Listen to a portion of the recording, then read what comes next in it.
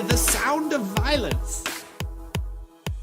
It's always so fucking silly to me that these guys are so into MMA and so into Muay Thai, and they're also like fundamentally anti, like not just anti-globalization, but anti like, because you know there's reasons to be anti-globalization, but like anti-cultural interchange. They're like against the idea of cultures mingling and mixing, and the entire idea of MMA is to take the best things from different cultures of martial arts and mix them together. It's like multiculturalism in a sport. Yeah. What does the first word of MMA stand for? Mixed.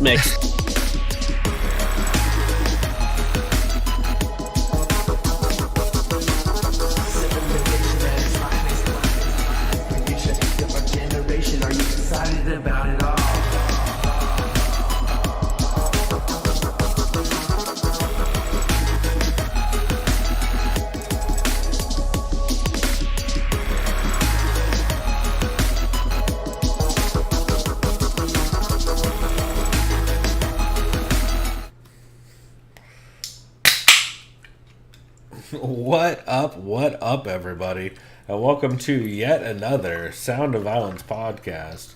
We are an MMA podcast that hates Nazis and talks about the MMA podcast you should catch, skip, and not miss each week. We also aim to be a form of mutual aid for the MMA community. I am Pulver, and I'm here with my co-host, Chris Madaffer. How's it going, man? Crazy times. Yeah, no, Nazis are bad. They always will be, and they're gonna get talked about a bit on this episode. It's fun to shit on them. So, well, yeah, because they're real dumb. But it's gonna be a good one. Yeah, we got some stuff to talk about in this episode, and I'm morbidly excited about it, I guess is the best way to phrase it. But before we get to that, though, I guess we should get to our not Nazi sponsor, the Papa Vodka presents, Doug Stanhope presents our sponsors. Chris, what are you sipping on this week? So, I didn't do this intentionally. This is just a coincidence. Please tell me you're not drinking a German beer. I am. Oh no! German. Oh no! I'm drinking Pulver Munich Lager. Oh man, that's literally a fucking... That's an Oktoberfest tent beer. Doesn't Polliner have their own tent? I believe so, yeah. I'm pretty sure they're one of the 5, right? Yeah. Yeah, to be fair, Polliner is a fucking great beer. And, yes. Well, I was going to say established post-World War II, but I'm not sure that's true. According to this... It's 1634. Oh, no. That's not as good. Well...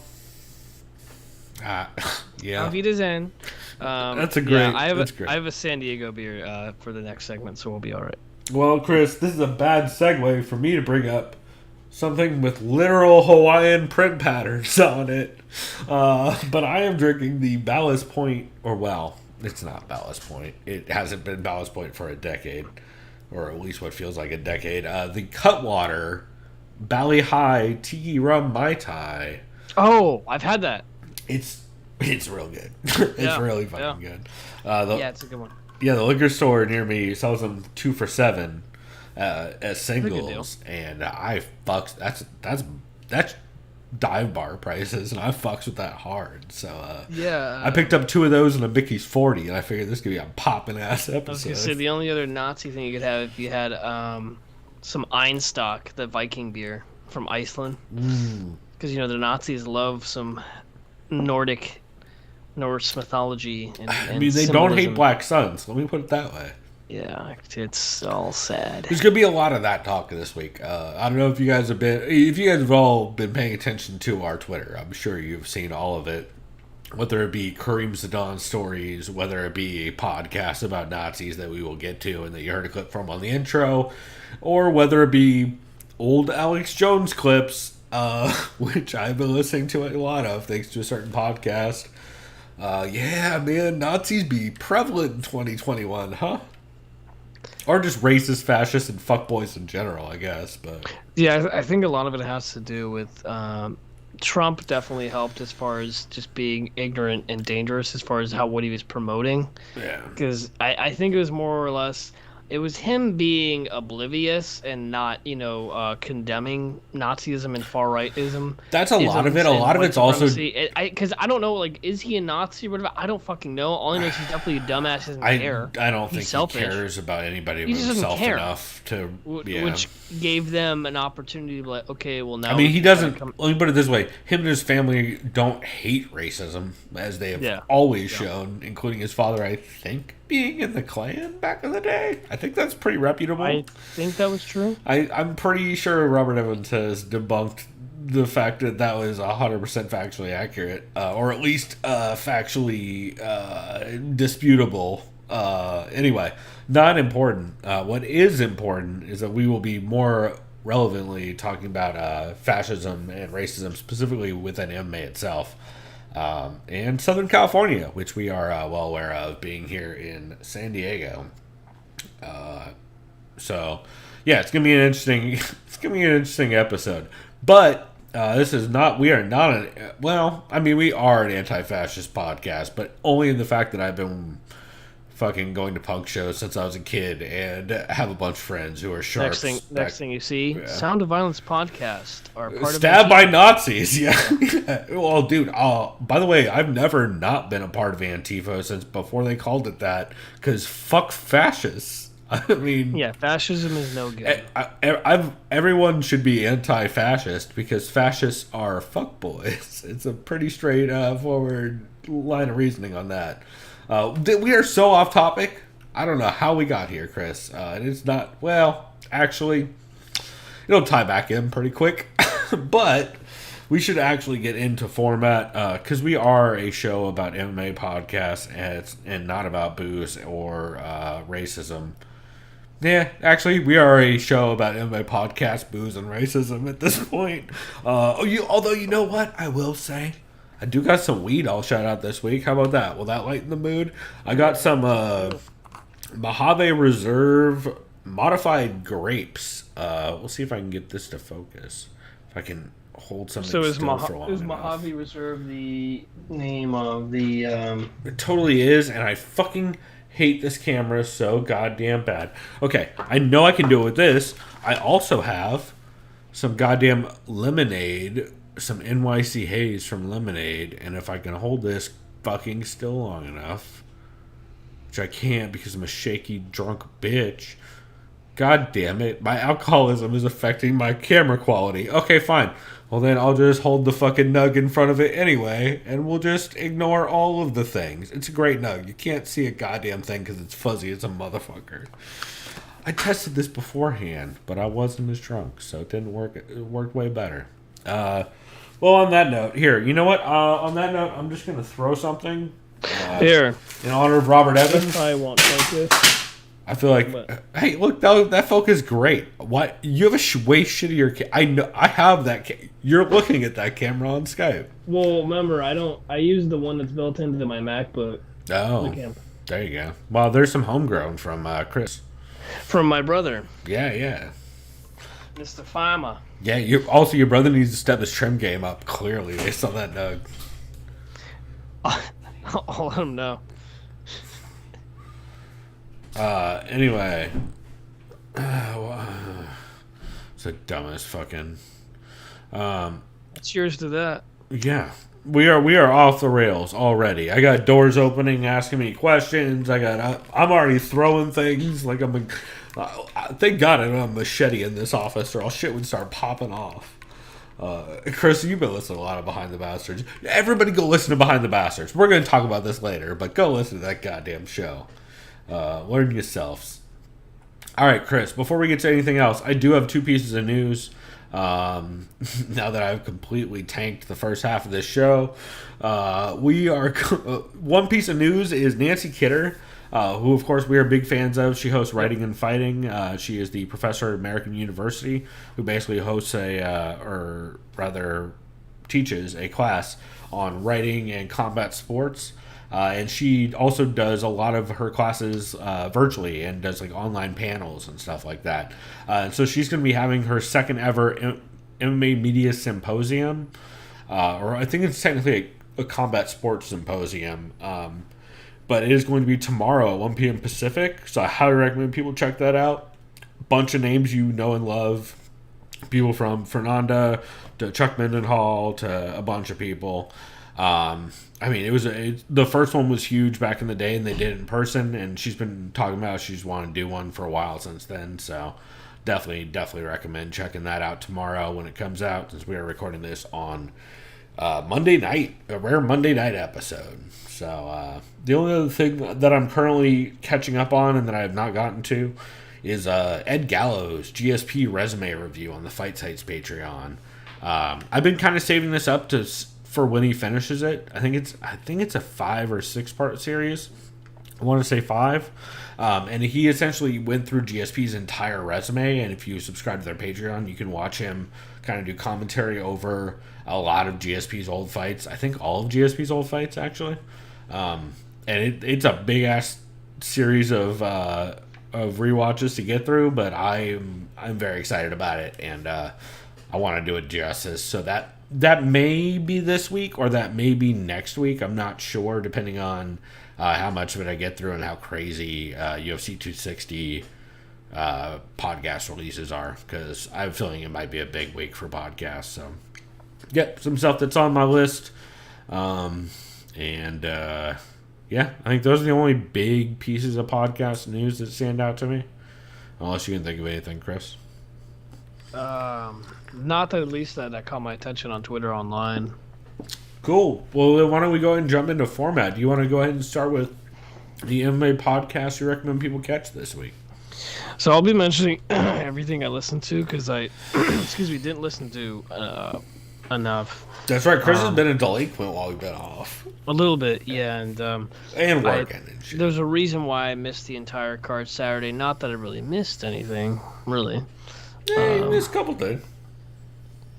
Well, I am aware of what happened in those fights, but there wasn't really too much that seemed exciting, at least for casuals. It was, a lot of those fights were rewatchable later, yeah. Anyways, I'll start with I was going to say MMA Vivisection, but that was just them previewing the card, which I just admittedly just told you I did not miss. I mean, I did not watch. I mean, I would not be mad at you making that a catch. It was a lot of fun. Yeah. I remember a lot of it was just talk with Holland and Brunson, who establishes like a jab from distance, then shoots. It's Brunson, the one who tries to find those angles because he's a good wrestler. And I mean, spoiler alert, that's what he was able to do pretty much the entire fight, is get those takedowns. And then you get Kevin Holland going, "Hey, Habib. Yeah, well, I need your help." And they talked a lot about how Brunson was going to have to use his cardio and his wrestling to kind of take Holland in deep waters, and how the big thing is that Brunson's kind of bad at avoiding straight punches. So as long as he could do that early, he would have a lot higher success rate. They had a bunch of good reads on this. They talk about how it seems like Dontel Mays models his striking game off of one karate magazine cover he saw. I remember that, yeah. They talk about how Tai Tuivasa is great at winning fights against similar-sized big punchers, which proved to be 100% accurate. Let's see. Oh, they also compared the Dolidze comparison to Trevin Giles was hilarious. He's like, how is Dolidze, I believe it's something along the lines of, how is Dolidze less likable when Trevin Giles is a cop? Something along those lines, which I really enjoyed. Yeah, just it's a lot of really good reads and a lot of interesting and like funny takes and stuff on that one. I really enjoyed it. They also mentioned that Song Kanan does way better when he can counter, but if he's getting pressured, he has trouble. Which, again, a lot of reads people had this week played out. Ed Gallo is another one. So, yeah, really good episode of Vivisection, I would say. Yeah, I enjoyed it. Like I said, ironically, I missed the card. There are obvious reasons for that. Yeah, we're just going to make our recap in the second segment real rough now that I think about it. Yeah, it's going to be all you. Literally. So, great. Yeah. I for once took notes on our recap, so I might actually be able to get us through that motherfucker, Chris. I'll do my best to I don't know. I'll wing it. Yeah. We'll figure out a fun drinking game or something to get you through it. Maybe not. Good old Monday night drinking game? Oh, come on. A pre-food Monday night drinking game, Chris? What can go wrong? A lot. Oh, yeah, that's true. You could turn into half the girls in my living room this weekend. Girlfriend Karen got all of her friends trashed because they can't hang. Because, Chris, you know our friends. You know how they drink. Most people can't drink like that. And if you try and just take back-to-back shots like that, you go fuck some people up. That reminds me, I need to try that one shit that a lot of punks drink. Is it La Mort or what's it called? Mort. The Bat? No. Le Fin de Mall? It's like Mort. It's what? fucking gross. It's all the punks drink it. It's because Nick and Kelly were in town, and I got fucked up with Nick at the house on Saturday. He didn't have any there, but I remember him and his bandmate, or Casey of the Slaughter Boys, I was with him as well. Malort. You're talking about Malort. Malort. Yeah, not La Mort. Okay. No, you're not talking about Malort. punks. You're talking about fucking hipsters is what you're talking about. Oh, god damn it. Malort is 100% a Nick and Kelly live in Portland kind of drink is why you think that. Yeah. No, in Seattle. Malort is hipster as shit. Yeah. You're right, they're Seattle. Is it like a liqueur, like a Southern Comfort? I think it is 100% similar. Malort is the new Fernet. It's the new Fernet Branca. Oh, yeah. It's exactly the same thing, but like it's a different version of a very similar thing. Malort is a motherfucker. Yeah, it's I mean, to be fair, I don't hate it, but yeah, it's a whole. I'm just down to try it because generally I'm desensitized to taking shots, and I want to see if I can get a reaction out of my insane self. So right, I guess it's just a masochistic challenge. Yeah. Oops. Anyways, I am lost. But yeah, the section was solid. Okay, I think I'll go with should I go with another catch? Yeah. Go ahead and you have another one? Yeah. So I just listened to this one today. CME Power Hour. Dana gives up on Habib. This one was good. Ben and Chad discussed the UFC has trained people to help assess when someone faints due to weight cutting. Clearly, they're like, look how they just yanked the poor girl up. You know, they're EMT trained. It's ridiculous. It's embarrassing as shit. I only have a couple more notes. One of them is being big on George St. Pierre and how he's been doing, just since he's not fighting. Which episode of CME was it? I'm sorry, I missed that. This is called the Power Hour. Dana gives up on Habib. The Power Hour for this week, then. Yeah. So it would have been the, 19th? I think it said 16th or 17th is released. Today's like the 22nd. It would have been the 19th if it's the Power Hour, because it would have been Friday. Okay. And they talk about George St. Pierre. They said he's been appointed or anointed as the karate sensei for combat karate or karate combat promotion. Okay. I can see that. And GSP was talking about how, he started in karate, so it's an honor, a great honor, if I may. Right. Karate combat. If you are big into pop culture or love anything Marvel Studios, George St. Pierre makes an appearance in the first and new episode of Falcon and the Winter Soldier, which came out last Friday. Yeah, that's what I've heard. I've heard a couple of GSP shout-outs, yeah. All I'll say, without spoiling anything, is he will probably appear later in the show, which will be rad. Interesting. All right, so, you got even my though there's attention. only 6 episodes, he's probably 100% going to show up again. All right. Because there's no closure for his character. That's all I'll say. And yeah. And I'll just say he does really good. It's some good looking like kickboxing against the Falcon without spoiling. It was a fight. All right. So yeah. Hey, more GSP, less idiots who won't wear masks. I almost started yelling, and then I had to tone it down like an adult. So yeah, I'm happy for George. The dude clearly has a good connection or a good agent as far as now he's, especially for Marvel Studios. Like, come on, that shit's just the highest grossing franchise ever. So And he's the most likable person to ever be in MMA, probably. I don't know that, like, him and DJ are... And even then, DJ, people don't like just because of his size. So, like... It was... You know what? Ironically, the only person liked more than GSP before GSP was probably Gina Carano. And then Gina Carano decided to be a fucking moron. person. Yeah. But GSP, thank God, is a man of science and dinosaurs. So we are forever safe. Yeah, women, aliens, and dinosaurs. Black women, aliens, and dinosaurs are my thing. 100%. Yo, shouts to GSP, the man. The myth, the legend, as we say. All right, well, I guess that's a good segue into one of my catches for this week, which is the CME Live Chat, episode 317 for 2021. They're talking a bit about Usman versus Masvidal in the lead-up, and how this is going to be pretty paint by numbers. I mean, they're literally booking Masvidal to fight Usman on a month's notice again. Which, like, the whole reason Masvidal, his whole argument for why he lost the first fight is it was... On 6 days' notice? Yeah, it was on, like, short notice, and now he has 30 days notice. It's like, all right, bro. There's, like, basically 3 extra weeks. Good luck. Yeah. It's like, hey, let's see if you can learn to wrestle in a month.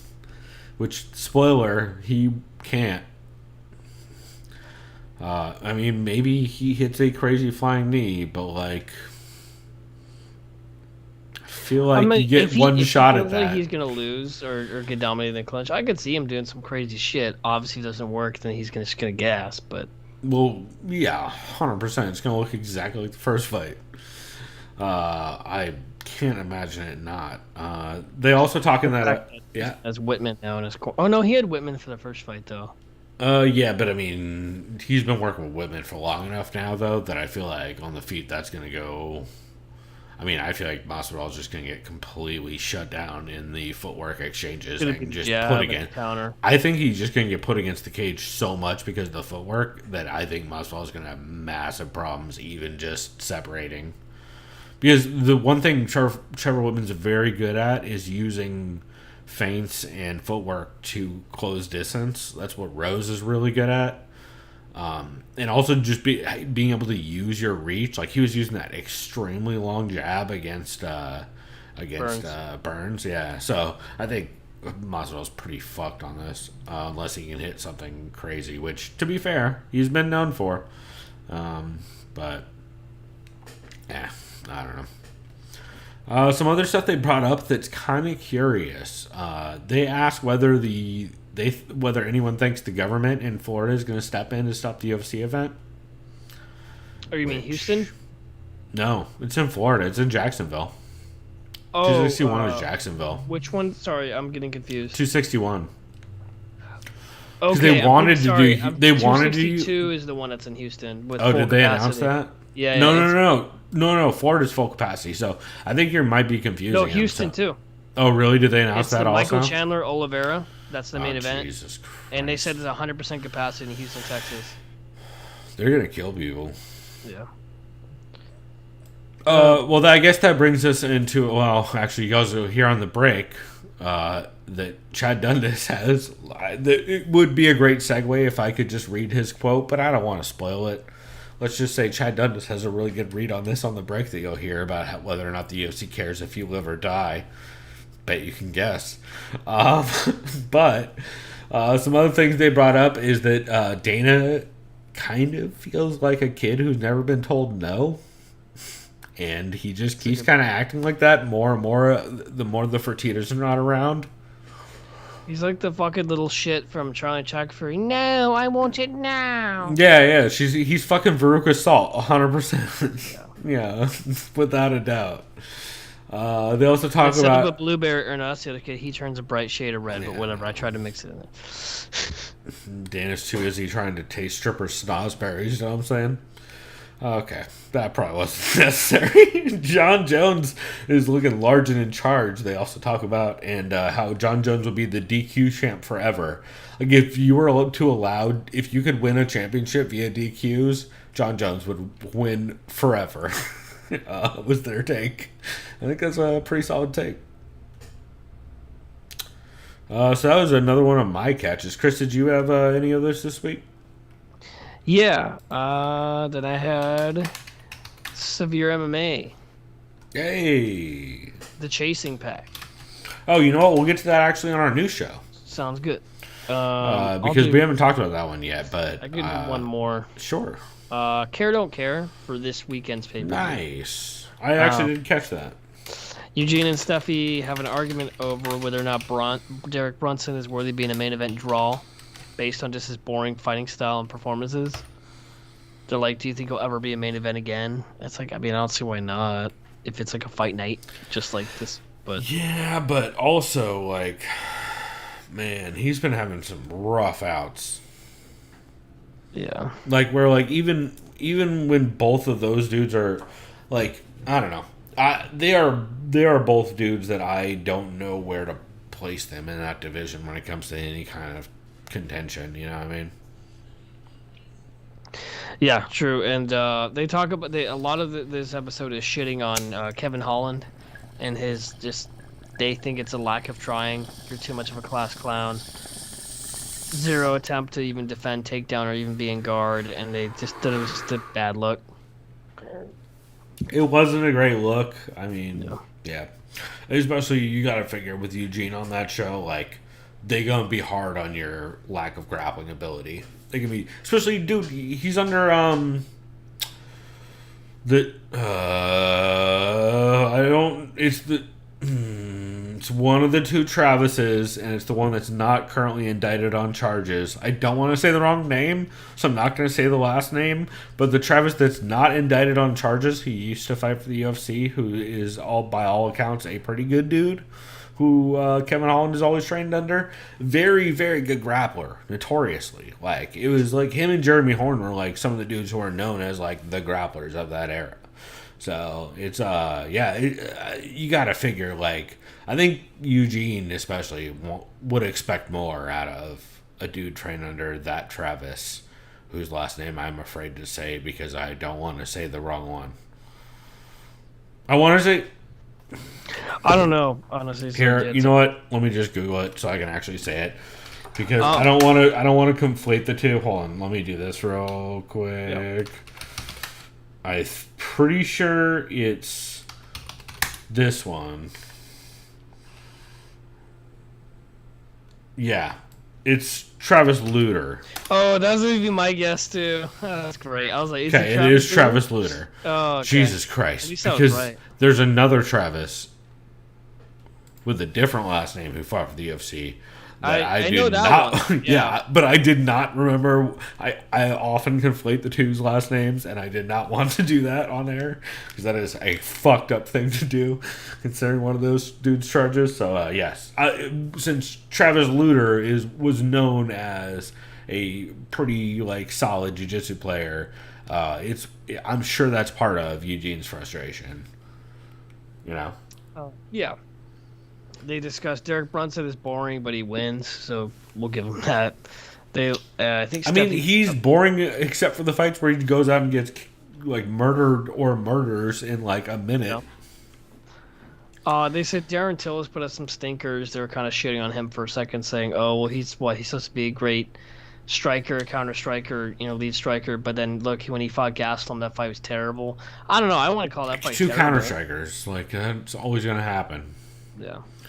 Like that going into that fight, first off, Darren Till is by nature a counter striker, and by nature has very much that early career Masvidal shit, where he'll be up 2 rounds and coast for 3 even and lose a 5-round decision. I mean, he's fighting Marvin Vettori next, who's got a very, very good jab, very fast, and is going to push a pace on him hard. I'll say right now, I wouldn't be surprised if Vettori takes that fight based on the interface pressure. But I just wonder if Vettori he is open though to getting pot shotted until hits hard as fuck. Yeah. Well, they both do. That'll be a fun fight. I'll be excited to cover that. That's great match. A lot of people are sleeping on that. Yeah, no, that's great match. That's the fight fucking Till should have had. I don't know, 4 fights ago. Yeah, because even Adesanya already said, "Oh, he's like, if Till wins, I'm giving him a title shot." Dude, like, yeah. I mean, that's fun too. I think that'd be a good fight. I mean, yeah, right, dude. You want to see fucking people staring at each other? Jesus Christ, you fucked up. Yeah, no. Yeah, that's a bad fight. I mean, I think it'll be interesting because it'll be a lot of feinting from both dudes. But yeah, no, it's just look like the Blachowicz fight, and this is whoever can take someone down. No, it's I gonna felt like look that was like mostly it's just gonna look veins. like the fucking Yoel fight, Oh. or like the Stephen Wonderboy Thompson Woodley Darren too. Till fight, Oh, Darren Till. Yeah. where they just stared at each other. Yeah. That fight was terrible. Yeah, that's and then they talk Sean O'Malley stuff. He's like, that dude is a fucking tool. Yeah, at this point, He's the worst. Yeah, he had another thing. I don't know if I sent it to you, but it was. I don't even want to repeat it on air. He just makes himself look dumber and dumber. Yeah. That's all I'm gonna say. Yeah. As much as I encourage everyone to have a podcast, yo, you gotta know what comes with having a podcast. As someone who, if I had any more notoriety, would have already fucking burned a lot of bridges by having a podcast. Yeah. Like, you gotta know what comes with that. You gotta at least have a producer who's willing to be like, hey, I'm not putting that out because you're gonna get in trouble, bro. You need even Alex Jones has someone to play him off here and there, you know? Yeah, too bad Rush Limbaugh didn't have that. Oh wait, he was his own producer. Anyways, too bad somebody didn't play Rush Limbaugh off 40 years ago. Well, yes, I will agree with that. John Nash is really high on Sean O'Malley. He says he believes Sean O'Malley's a top 10 talent. I wouldn't go that far as far as state of the bantamweight division. The dude's definitely he's very not even athletic. top 15, but he's up there. He's very athletic, but he's just kind of made of glass. At least it seems so right now. Well, not just that, but like his game is very much like.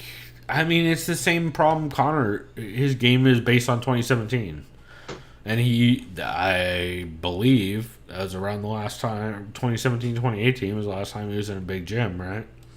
Isn't that around the time? Didn't he leave? It might have been 2018 or 2019 or 2020 when he left the lab. Yeah. Oh, and speaking of Conor, I remember GSP. Dude's game has completely kind of not stopped evolving since then, right? Yeah. I would agree. And then I remember George St. Pierre had a quote saying they asked him about what he thinks about Conor's mindset right now. And I think he said, honestly, Conor needs to just take himself away from being his own coach or trainer, right? And he just needs to let someone kind of run the course. But he said in order for that to happen, he says he thinks Conor should join a gym. Like he said, imagine Conor at ATT. That'd be very dangerous, you know. No, you know how fast Conor would quit ATT? No. He's saying this is all theoretical. Like if he actually even listened to someone. No, I'm saying if Conor gets wrestled every day, he stops doing MMA. Oh, of course. Yeah. He's just like, because that's the entire thing with Conor McGregor, and it always has been, is that he hates wrestling and he hates grappling. Like he kind of is okay with grappling if he can just work sweeps. I was gonna say this. I think it's ironic because I think his takedown defense is decent. In all honesty, like it's not bad. Yeah, it's pretty good. That's not true. It's very good.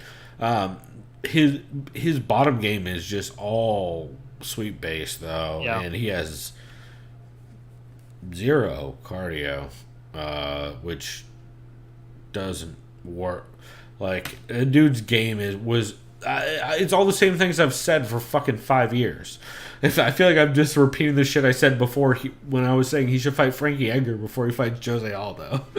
Like it's the same talking points I've been saying for fucking half a decade. So I feel like I'm just repeating myself, but yeah, it's frustrating for sure. Because that dude is very good, but is also he legit ruined the sport for, I don't know, 3 years. Just ruined, or at least he ruined all the media around the sport. He just delayed a lot of his things as far as scheduling fights. No, but he ruined all podcasts for like 2 years. Well, you remember how he had to ban his name for a year? Yeah. We had to ban his name because everybody would just talk. We just called him BK. Yeah, BK, because everyone would just talk about him every week, even though he hadn't fought for a year and a half. Fucking insane in retrospect. And so then frustrating. Lastly, on Care Don't Care, all three of them are unanimously picking Francis Ngannou this weekend. I can't pick against wrestler, but doesn't mean I'm not scared the wrestler's going to get murdered. Can Francis just catch him? Yeah, he'll do that to anyone, even John Jones. But it's like we're also going off Look what happened in the first fight. And the thing is, I made a point to a friend of mine, if the fighter knows the punch is coming, they can tank it a little bit more. Look at what Poirier was able to do against McGregor. He's True, like, well, I've been knocked... Stipe be old now. What's up? True, but Stipe be old now. Yeah. That's really my biggest worry right now. Is like, I don't know. Stipe did eat some giant bombs in that first fight. I don't know if he can still do that. And if Ngannou really wants to win, he's not gonna completely change what he did, because history shows he doesn't change anything. No, he's 100% gonna try and win this fight in the first 3 minutes. Yeah. Or get wrestle fucked for the next 4 rounds. Yeah. Yeah, it's gonna be. It'll be interesting. Well, I guess I should move on to some of my catches, since I've got a couple. Real quick with Mike Swick, episode 122 with David the Crow Loazo. Did you hear this? I did. It was very good. Dude, how good is this? Like, it's very cool hearing fighters go back and talk about their old fights they had with each other. But, like, hearing that, you know David the Crow Loazo, right? GSP's old teammate? I know they were teammates, but I don't remember a lot of his fight highlights. You would know him. He got a nasty cut one time in a fight that you would. Is it Loiseau or Loazo? It's Loazo. David the Crow Loazo. Yeah, French Canadian. I could tell just by hearing him talk, but yeah, this dude's from Montreal. Yeah, but he is fucking. Also, shouts to Danish and O'Neill, who do a great David the Crow Loazo and GSP combo. That was one of my favorite bits on old school Punch Drunk back before Sam Tripoli was a fucking almost Nazi Armenian. Oh no! Which I don't know how that works when you've been yelling about the Armenian Holocaust for the last decade, but shouts to Manscaped for still sponsoring his fucking racist ass show. All right. So other things about back to real quick with Mike Swick 122. Honestly, they just talk a lot about their fight and kind of what they're doing nowadays. They for a good portion of this episode go through, kind of step by step through their thoughts during the fight. Almost kind of like that new show that Eve Edwards is doing with TJ Santis occasionally, that he did with Jim Miller and Joe Lozon. But it was kind of like that, but just with Mike Swick and David Loazo. Man, it was so much fun. Like, they talk about how they're both just throwing crazy flurries and then getting freaked out that the other person wasn't reacting to them. And yeah, it's just, they talk about some of the craziness that was happening in the sport back then. I just highly recommend it. I think it's absolutely worth checking out. So, I can't recommend real quick with Mike Swick, episode 122 with David Loazo enough. Also, if you have not seen David Loazo fight or Mike Swick fight, go back and at least watch that one, because it's a banger. They are two dudes who, if you don't know their names, you really don't know the sport. So you should definitely go back and watch that shit. Because, yeah, there is some feeling out, but they still fucking come. They throw bombs. And yeah, two giant finishers too. Yeah, I would say one thing I thought was interesting was Mike talking about his I don't know if it was like his stomach illness or that condition he had where he had to cut down. He lost a lot of weight, so he's naturally able to go down to 170. Right. That was pretty crazy hearing about some instances of just training for that and not being able to eat, like, because he would throw it up. Yeah, I think that was similar to the kind of stuff GSP was dealing with. Yeah, and I know people were, like, I guess, grilling him. This is probably even before Twitter, I imagine, where it's on message boards, or people are probably DMing him on... It's the UG. The UG, where they're just like, oh, what do you have, cancer or something? Or what are you, just trying to be skinny? Like, back then it was sure dogger to the UG, yeah. Yeah. And then another thing I thought was interesting was how Mike said, I think his first four fights... It was probably definitely the UG, because I know I've talked to Mike Swick on there way back in the day, so... He had discussed, I think his first 4 fights all would have been like fight bonuses, but Dana introduced fight bonuses after he had already had like first 4 quick finishes, so he was bummed about that. Yeah. Well, no, it was worse than that, I think. I think they bumped up the fight bonus amount too. Yeah, he said it used to be 25 Gs. Yeah, it went from like 5 Gs to 25 Gs or something like that, yeah. Which is crazy. But it was an entertaining interview, and I know David is been in films as well too, because that was his first love. 'Cause he wanted to be Yeah. like a movie star, action star. He wanted to be like a Jean-Claude Van Damme. Yeah, and dude, Dave the Crow Lawazo, like, he could easily be a GSP background actor, like sidekick kind of character, in like those kinds of movies. Because first off, they're good friends, and second off, dude is very like personable on mic, like right. You heard him, like Yeah. dude is very personable in general. So yeah, I always feel like using the word personable is a fucking weird way to describe people, but he just pops kind of as a personality a bit, right? Like he definitely has the like French Canadian kind of like, you know what, you're kind of an interesting guy. Like I don't know what it Yeah. is about you, but you got something to you that I kind of just like hearing you talk. So yeah, I definitely dig Dave the Crow Lazo. Always have, and it's cool hearing him. Because I haven't heard from him shit since, I don't know. I feel like the last time I heard from him was literally on Punch Drunk Sports with Danish and O'Neill, when they're talking about burying Nick Diaz in a box in the desert. So, you know.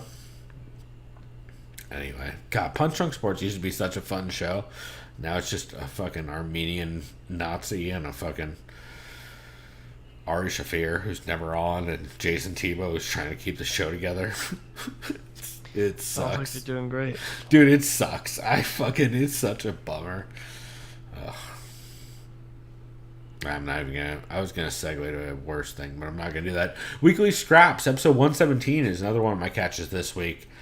This is the show that Aljo put out directly after his title fight. I don't know if you heard this. I have not. It is so worth listening to, man. It's heartbreaking, but it's really important. Literally every single whiny ass little bitch boy complaint that has been on Twitter over the last 2 weeks about Aljo, he answered in this episode. He should literally just be linking bet. people to his podcast. It's so frustrating. He talks about becoming champ and it being super bittersweet because of the DQ. Talks about not really feeling like the champ. He also addresses Big John, saying he would have let it go to the scorecards instead of calling it a DQ. And then Aljo asked the question, like, all right, well, if that's the case, then what constitutes a fucking DQ? Like, Yeah. if that's not a DQ, what's a fucking DQ, bro? Like, trying to throw somebody out of the ring or fucking, like, it's hard to get more of a DQ than yelling. Or like somebody obviously Then the ref someone's saying- eyes or biting someone. Yeah. You can DQ, yeah. No, because fucking how about Jangalang didn't get DQ'd when he gouged the shit out of Jake Matthews? Yeah, that's true. Didn't give a fuck. They let that fight keep going. They just said stop eye gouging, and he didn't. And then they said stop eye gouging, and he Do you did. think it should be up to the fighters to determine DQ or the ref? Oh, you can't let the fighters determine DQ. I know. I think it should be the ref It should. or a doctor. I guess. I think it should automatically be a DQ if the fight's ended via a foul. Yeah. Doesn't matter what the fuck was going on. Yeah, in the because fight. you need to know the rules. So that's And all like I know. you got to do it within reason. Like you got to let a doctor come in and say whether or not they can continue, kind of thing. Because you can't just. But like you can, if they want to make the rule, you can't win off a DQ, and it's just like I guess that. I mean, they need to establish whether or not they want to have a no contest or DQ kind of ruling. Because like if you want to say you can't win a title off a DQ, I get that because you want to avoid people trying to get DQ wins for a title. But I feel like also like no fighter wants to win a title like that. So like you're making rules for no reason kind of thing. I don't know. Like Aljo fucking hated all of this. Is the real point. And so it's just so frustrating hearing not only people come out like and say like, oh yeah, Aljo didn't want it. You're like, fuck, bro, like. And then you hear Aljo come on and be like, listen, in my head while I was in there, I was like, fuck, if I don't continue right now, I probably never have another title fight in my life. Because he's thinking they're just going to no contest this shit, and he's never going to get another shot. Yeah. So he's like, and that's why he kept lying down. He said that's why he kept lying down, because when he would lay down, it would stop spinning real bad. and he's seen a lot of guys try and get up too quick and fall over, and then you immediately get DQ'd. So that's why he kept lying down for a long time, trying to be like clear his head and not stumble real hard and get DQ'd. But like, yeah, he just said like he could never clear it. Like he couldn't clear his head. And then he actually said he felt more banged up after the Pedro fight. But he is getting his neck and his wrist checked again after this, because of course he has perpetual or like pretty regular injuries with those, and he did get dumped on his head in that fight. So is he actually gonna run it back with Jan, or is he going a different direction? Yeah, no, he's been saying 100% of the time on this podcast, he's like, I am going to run it back with Jan. Like, unless the UFC really wants to do anything else, I think Jan is the fight that should happen. Yeah. Like, the whole Henry shit is just like him playing the game of like, yo, yeah, if Henry wants it, I'll fucking fuck Henry up. But like, and honestly, I think that's an easier fight for him. But yeah, he 100% was just, he was very forthright and like very honest in this shit. And the fact that nobody listened to him publicly put out a statement that was super honest and then continue to say shitty things all week was like, including the media, is like very frustrating. Because like a lot of the media didn't listen to his own fucking podcast where he put out a statement because it wasn't a fucking UFC press conference. So, and everybody, if you're a media member, you don't know he has a podcast, you're not doing your fucking job. I listen to it every week. I knew it was happening. I knew the Matt Serra thing. I knew Matt Serra was in town of the fight week, and also Eric Nixick was going to be in the corner. I knew all of that before that fight happened because he was talking about it on his fucking podcast. So, like, if you didn't know any of this shit, you're not doing your goddamn job in media, or maybe you shouldn't have a comment afterwards until you do it. It just means you're not listening. Well, exactly. And I don't expect everybody to hear everything, but if you know a fighter has a podcast and you know you're going to put out a statement about it, maybe you'll listen to the 30-minute podcast he put out, because I think that's worth their time and your time. So there's my one of a million rants I'm going to do on this episode. An episode that doesn't deserve a rant, actually, I am going to go on a rant after this, but it's just mostly to shame Connery Bush, to be honest. But Heavy Hands episode 360 was absolutely awesome. Chris, I don't know if you heard this. I did not. Shit. So Kyle McLaughlin guested for the first segment, and it's not at all about MMA. They talked almost entirely about Marvin Hagler, who recently passed away. Yep, legendary middleweight. Yep, and it's a lot of fun. It's really cool hearing them talk, of course, about the Four Kings and why they consider him one of the best of the Four Kings for a lot of reasons. Is it the Four Kings of middleweight? It's like him, Duran, Hearns, and the other guy, or am I thinking just the Four Kings of boxing? No, you're right. It's Hearns is always the fourth person that I think of. I can never remember the fourth. And then one. Roberto Duran, and then there's one other guy, and I fucking apologize. Like Dude, Sugar Ray Leonard. I hope you're right. I'm gonna have to look this up now because if I get this wrong, they are gonna yell at me so fucking Robinson's bad on Twitter. One. Leonard, Hearns, Duran, and Hagler. Yes. Oh, I was right. Okay. Yeah. Yeah. I thought you were right, I'm but glad I actually still knew that. Dude, I had to double check. A friend of mine that's a boxing head, he would slap me. He's like, "How do you know?" Okay. Dude, I had to double check, or else we were about to hear all the words on Twitter from Kyle.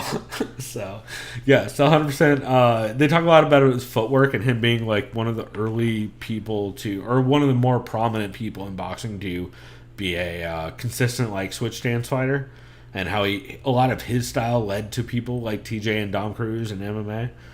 Really interesting discussions that I really enjoyed, and of course, I mean, you guys know I'm the biggest Kyle McLaughlin fan. I fucking love everything that dude does. His accent alone makes things great. I'm not gonna lie, but really, it's his. Well, he was a great boy. Really, it's his sarcasm that really brings it home, and just his shit talking.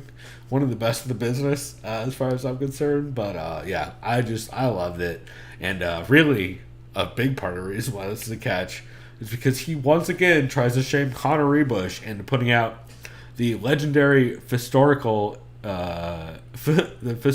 perspective episode where they just talked shit about boxing and got like they were just rambling about all kinds of shit on boxing for evidently a couple hours. I think they've teased this episode for a year and a half now. Chris, I'm sure you've heard them mention it on episodes they've talked about. I think so, yeah. And so I put out the annual reminder for Conor Bush to put that out. He's not going to put it out. But, god damn it, I will up my Patreon level so hard if he does. Because I think it's going to be great. And also, they probably say horrific things on that episode, knowing Kyle and Connor. So, big into it. And as I said on Twitter, release the fucking smoke. All right, Chris, you got any can't misses for this week since we are no longer doing skips because yeah, I think it's the same as your can't miss. It's one of my can't misses. So you know what? Why don't I get into my other two before we get to our big one?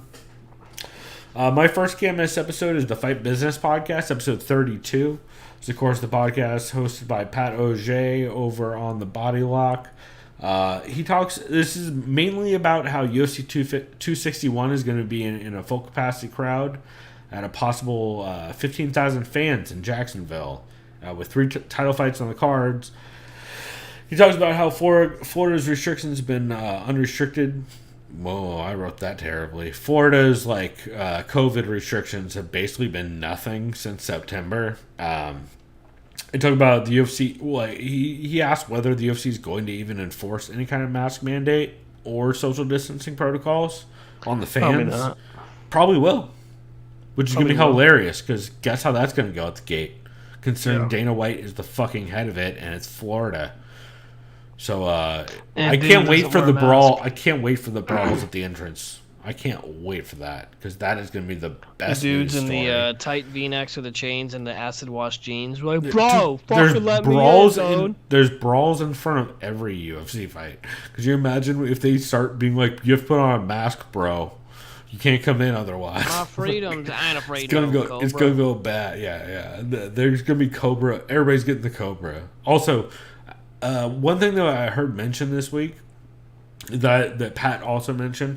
A lot of the sports who have done partial events, right, like partially filled stadiums, they're all outdoor sports, not indoor fucking sports.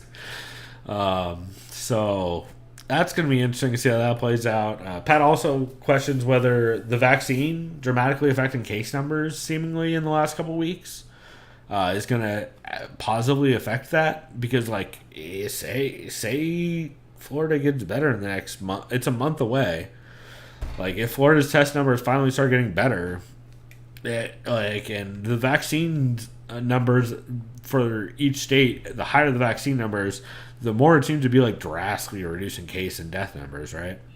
Yeah. So theoretically, it's stuff that, like, in theory, it could be trending in the right direction, but it's really kind of pretty big risk. Pat also says that a lot of he thinks a lot of this is Dana and the UFC just wanting to be the first sport back. Like, they just want to be known as that because they got such a big bump the first time. They're like, fuck it. And then the other argument he makes, which is so fucking terrifying, Chris, and this is... The second you hear it, you're going to be like, ah, shit. He thinks that 2 things are the reason why the UFC are doing it, or 2 of the biggest reasons why the UFC are doing this is because putting on a live event appeals to their core audience who clearly don't give a fuck about COVID. I mean, yeah.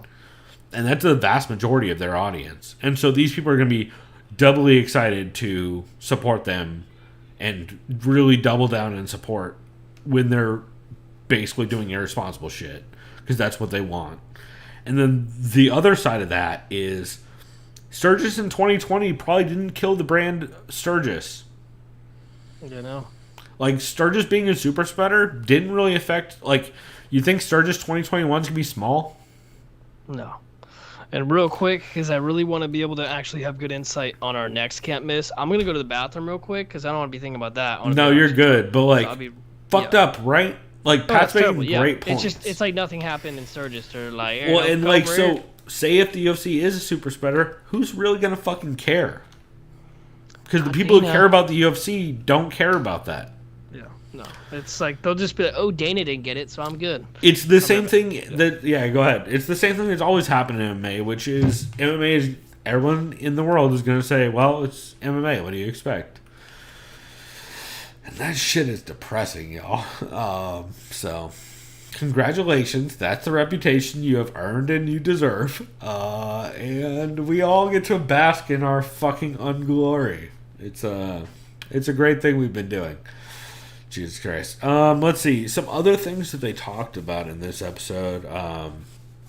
Pat discusses how much...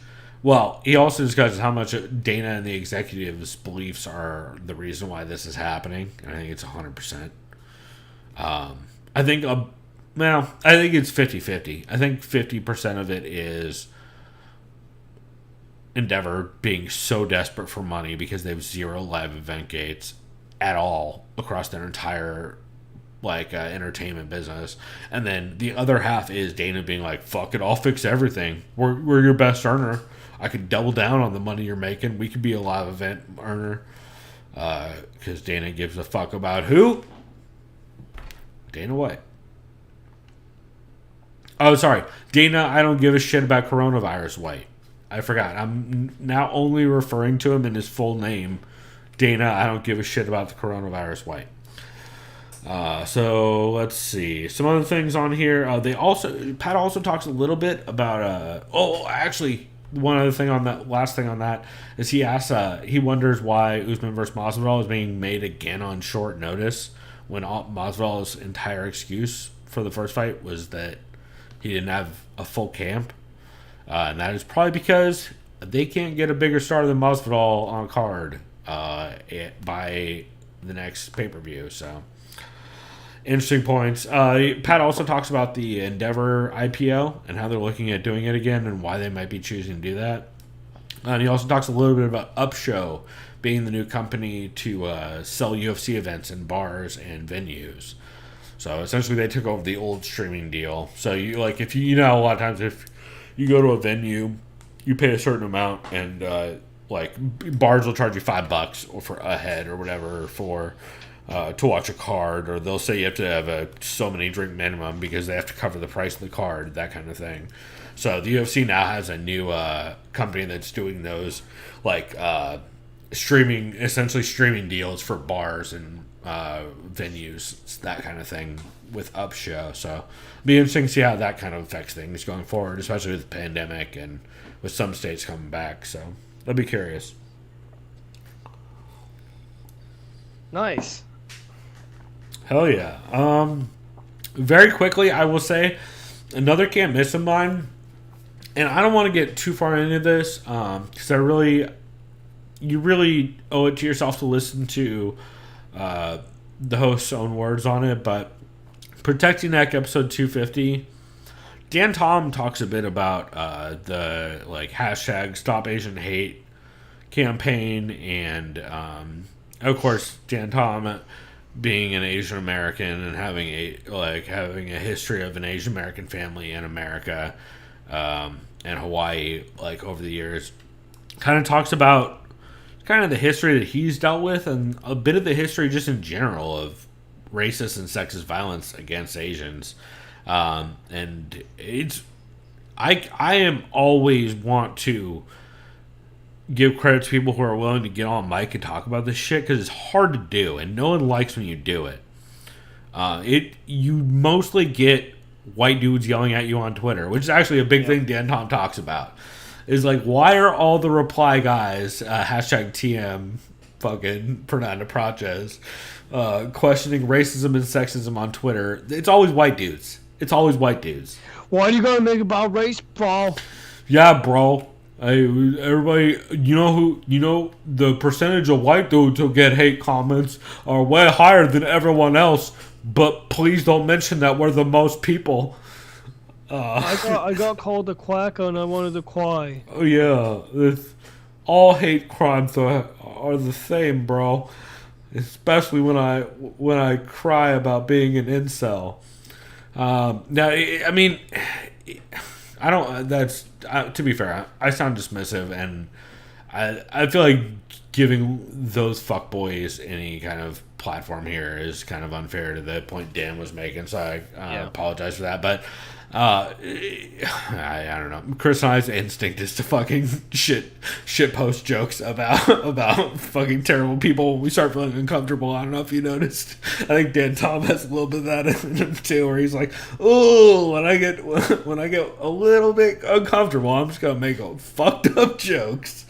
But yeah, it's I always want to appreciate and give credence to people who are willing to have hard conversations on air. Yeah. It's the reason why we love, I mean, shit, our entire fucking award show was basically giving credit to people who have hard conversations on air. Especially in MMA, it needs to happen more often. And this is going to segue well into our next show, but Dan Tom is always one of those dudes who nobody dislikes Dan Tom, or if you do, you're a bad person. I'm just gonna go out and be on record saying it. Or you just don't know him, or it's, I don't know. No, I'm gonna go ahead and say you're a bad person, because if you don't know Dan Tom and you don't like Dan Tom, that also means makes you you don't a bad like a lot of person. people. Yeah. Dan Tom is like one of those dudes who he's very chill You don't and like Dan Tom, you don't like yourself. Exactly.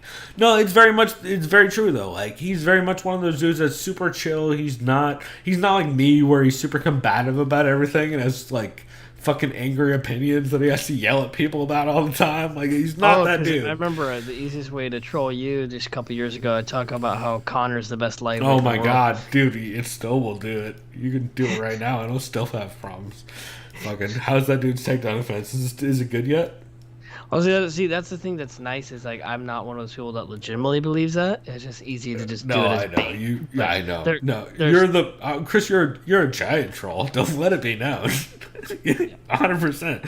Half of your texts to me are just trolling me. Let's be real, especially on Instagram. Dumb shit that I see regurgitated, like some terrible meme. Like, what's the one I sent you? And apologies to Bilal Muhammad. I felt bad how that fight ended 2 weeks ago. But did you see what it was? It was it shows Bilal like holding his eye, like crying because I'd be pissed too. I got poked in the eye. Well, also I was fucked up. But it was like the ref's hand, and he's like crying. But in the ref's hand, it was Brennan Schaub comedy special. I did not see that one, but that's pretty good. Yeah, it's pretty solid.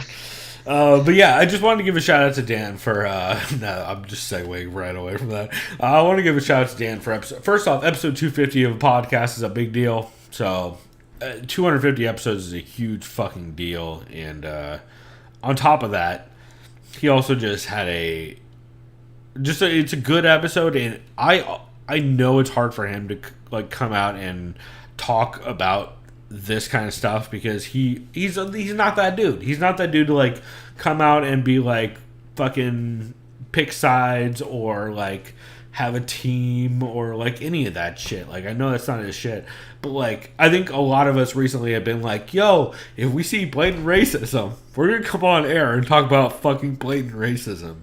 And I appreciate him being one of those people doing that because I enjoy it. Just needs to be done more often in this sport, as we'll talk about in just a second.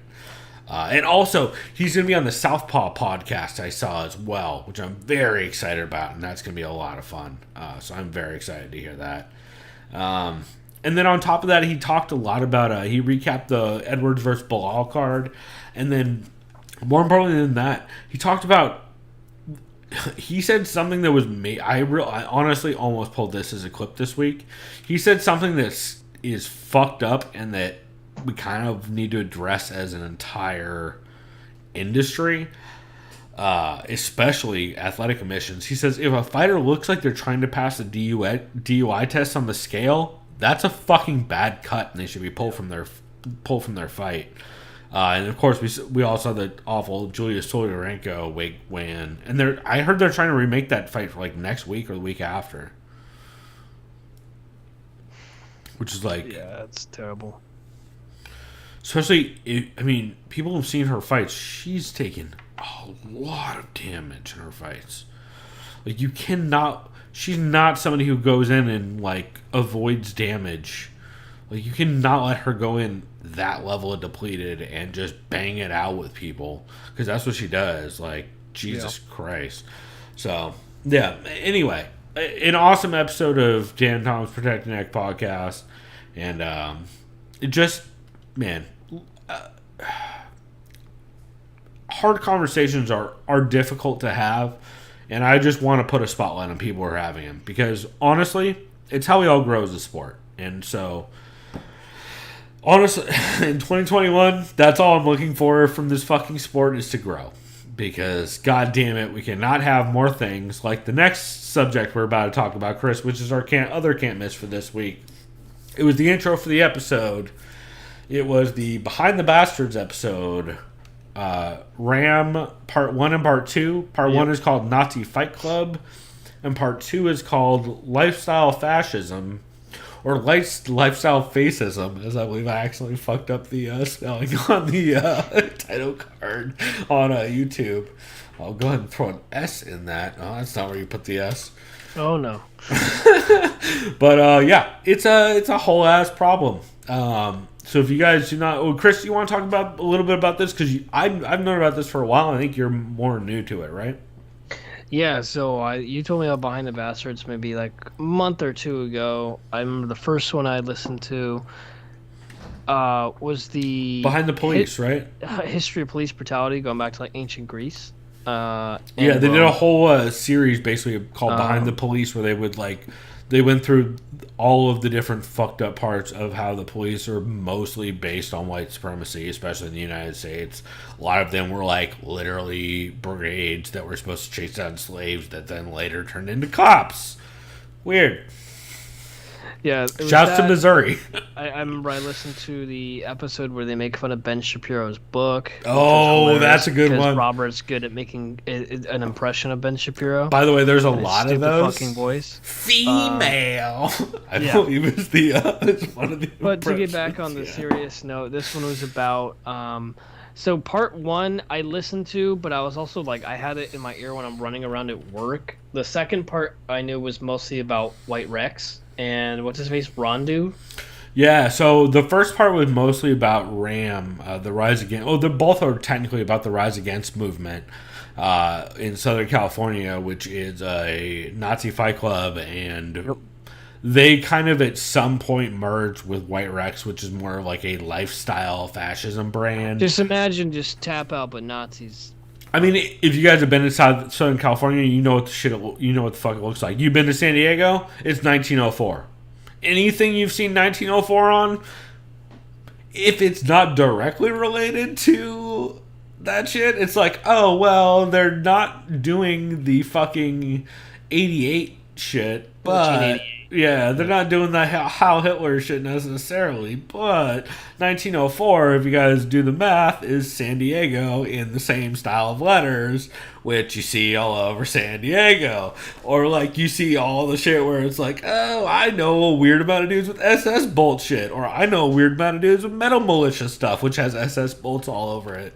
Or I know a lot of dudes with weird beach affiliations, and I've gotten chased off a lot of beaches for hanging out with brown people. Yeah, growing up in Southern California, if you've ever been to a beach or a skate park, you've probably dealt with Nazis or at least fascists.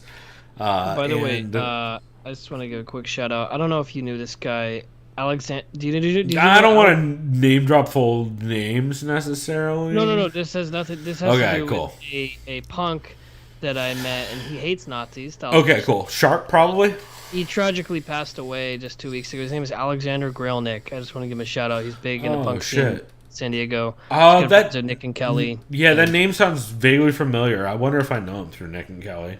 Yeah, he was only. I think I saw their post about that. Yeah, actually. I met him like once or twice. He's a cool guy. I followed him on Instagram. He's fucking hilarious. Some of the shit he would post. But I know for a fact he hated Nazis. He died tragically. Won't say why. You can look it up, but or how. Excuse me. That's a bummer. But yeah, well then that's part of the reason why I talk the way I do, and Chris talks the way he does. Like we grew up, or at least I grew up, 100% in the punk scene in Southern California, where there were fucking literal Nazis. Like there were dudes with shaved heads and swastika tattoos and boots. Yeah. With fucking white laces. And Nazis came in, and this dude had the black sun on his back. I'm like, oh shit. I'm like, too bad this dude's like 6'6" and a massive prison human. because someone should try to beat his ass. Yeah, well, and that's why a lot of people I grew up with hung out also with sharps, which are skinheads against racial prejudice, which are basically skinheads who fight Nazi skinheads. So like a lot of shows I went to growing up, like either people I knew who were of color would get attacked, or Nazis would get the shit beat out of them for being alone. And so like this has always been a thing in Southern California. I don't know why we're a weird hotbed for it. I think it's the beach, and that's fucked up. Like, if you guys have ever been to a skate park in Huntington Beach or a beach in Huntington Beach, you've been around Nazis with SS tattoos. It just has happened. Like, I don't think it's possible. I've been to Huntington Beach 3 times, and I saw Nazis all 3 fucking times. I was a young kid skating, so maybe that's why. But yeah, it's just a thing in Southern California. And so this Behind the Bastards episode, we should get back on topic. This Behind the Bastards episode against the Rise Against movement, or about the Rise Against movement, is all about kind of that culture in Southern California and how it started, who's responsible, the actual names involved, and kind of how it all functions, and like what they've been accused of, what crimes they've committed. Mostly it's beating up fucking black and brown kids like that are underage. It's generally like they literally just are mostly wear gray athletic gear and tape their fists and beat up underage kids, which is the biggest fuckboy move. I don't know, Chris, you probably... I feel like I'm just tagging on like the stuff I know. Do you have any notes about any of this, or any key points you want to talk about? I mean, the key points I want to talk about, and it was part of the clip, which is ironic and also hilarious, in that their whole infiltration of the mixed martial arts scene, or at least in Europe mostly. I know. No, it's mostly in Southern California. Oh, really? Okay. Oh, White Rex is mostly... Yeah, White Rex in part 2 is the lifestyle fascism.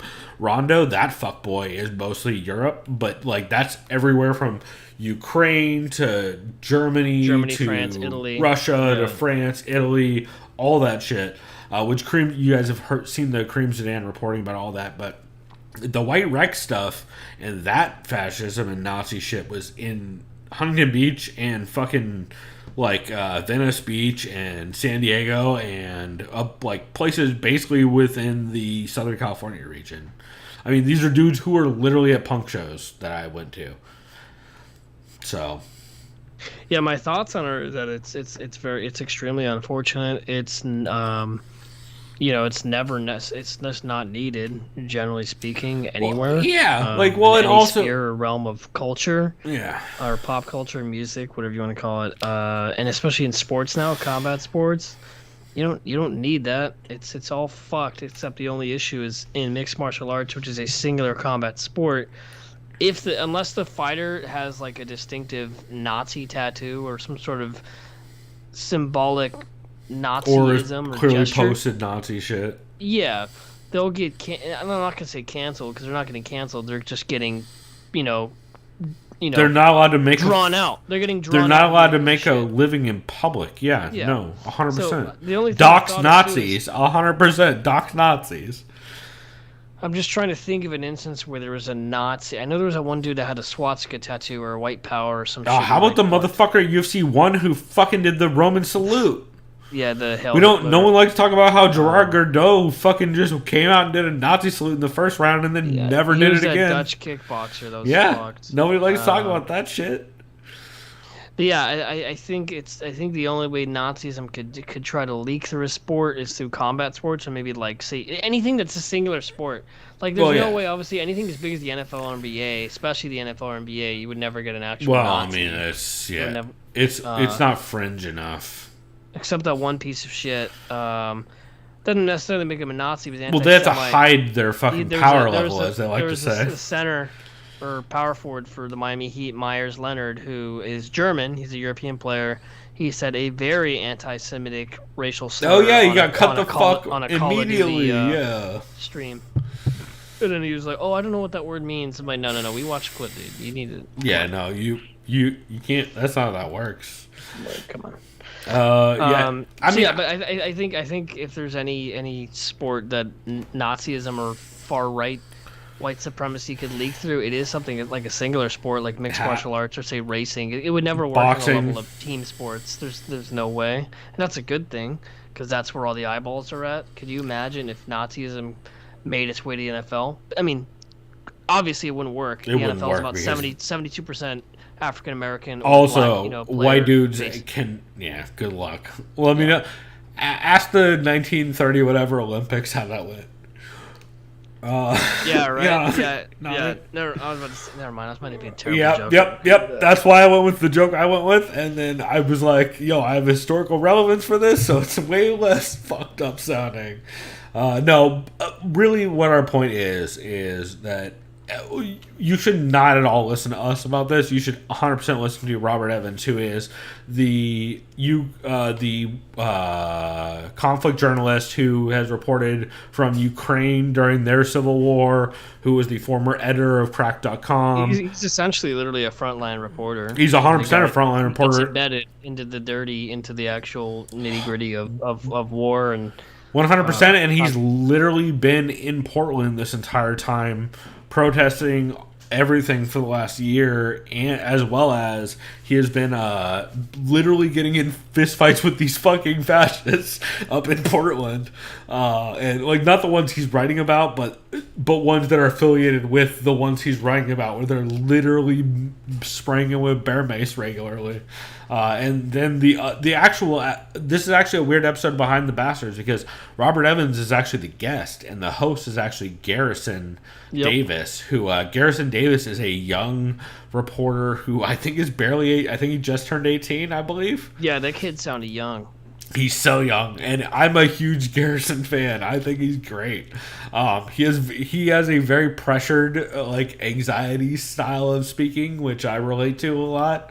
And like where it's pressured and quick, but like it's like, all right, if I talk really fast and intelligent, I get my point across. All right, guys. But also it's very witty, so like he's able to kind of keep that pace, and then you'll hear Robert Evans like kind of drone in with something hilarious, and then keep getting back on pace. So I really like the dynamic between the two of them, and it's just great journalism. You will learn about. They talk about groups like. They talk about groups that essentially are Terra La Rosa adjacent. A lot of groups who are like showing up at like the Charlottesville stuff and like getting in fist fights and stuff like that. Like they don't name Terra La Rosa, but they talk about groups she's literally in. They talk about multiple gyms being affiliated with this Ram movement. Chris and I have potential. I'm not sure whether. There is a gym in San Diego with a similar name, and it is. I have not been able to concretely determine whether or not it is related. So I'm not going to say it's related because I don't think it is necessarily. It might be unfortunate naming, but you can find plenty of gyms with these people who have been affiliated with them in Southern California, especially up in the more towards the Huntington Beach, Long Beach area. I mean, anyone who's ever grown up. I mean, Chris. Hey, Chris. Fun fact. Do you know why the common statement or the common concept, like the common theory as to why the Bloods and the Crips were created? Someone's told me this before, but if I'm honest, a lot of people said it was to.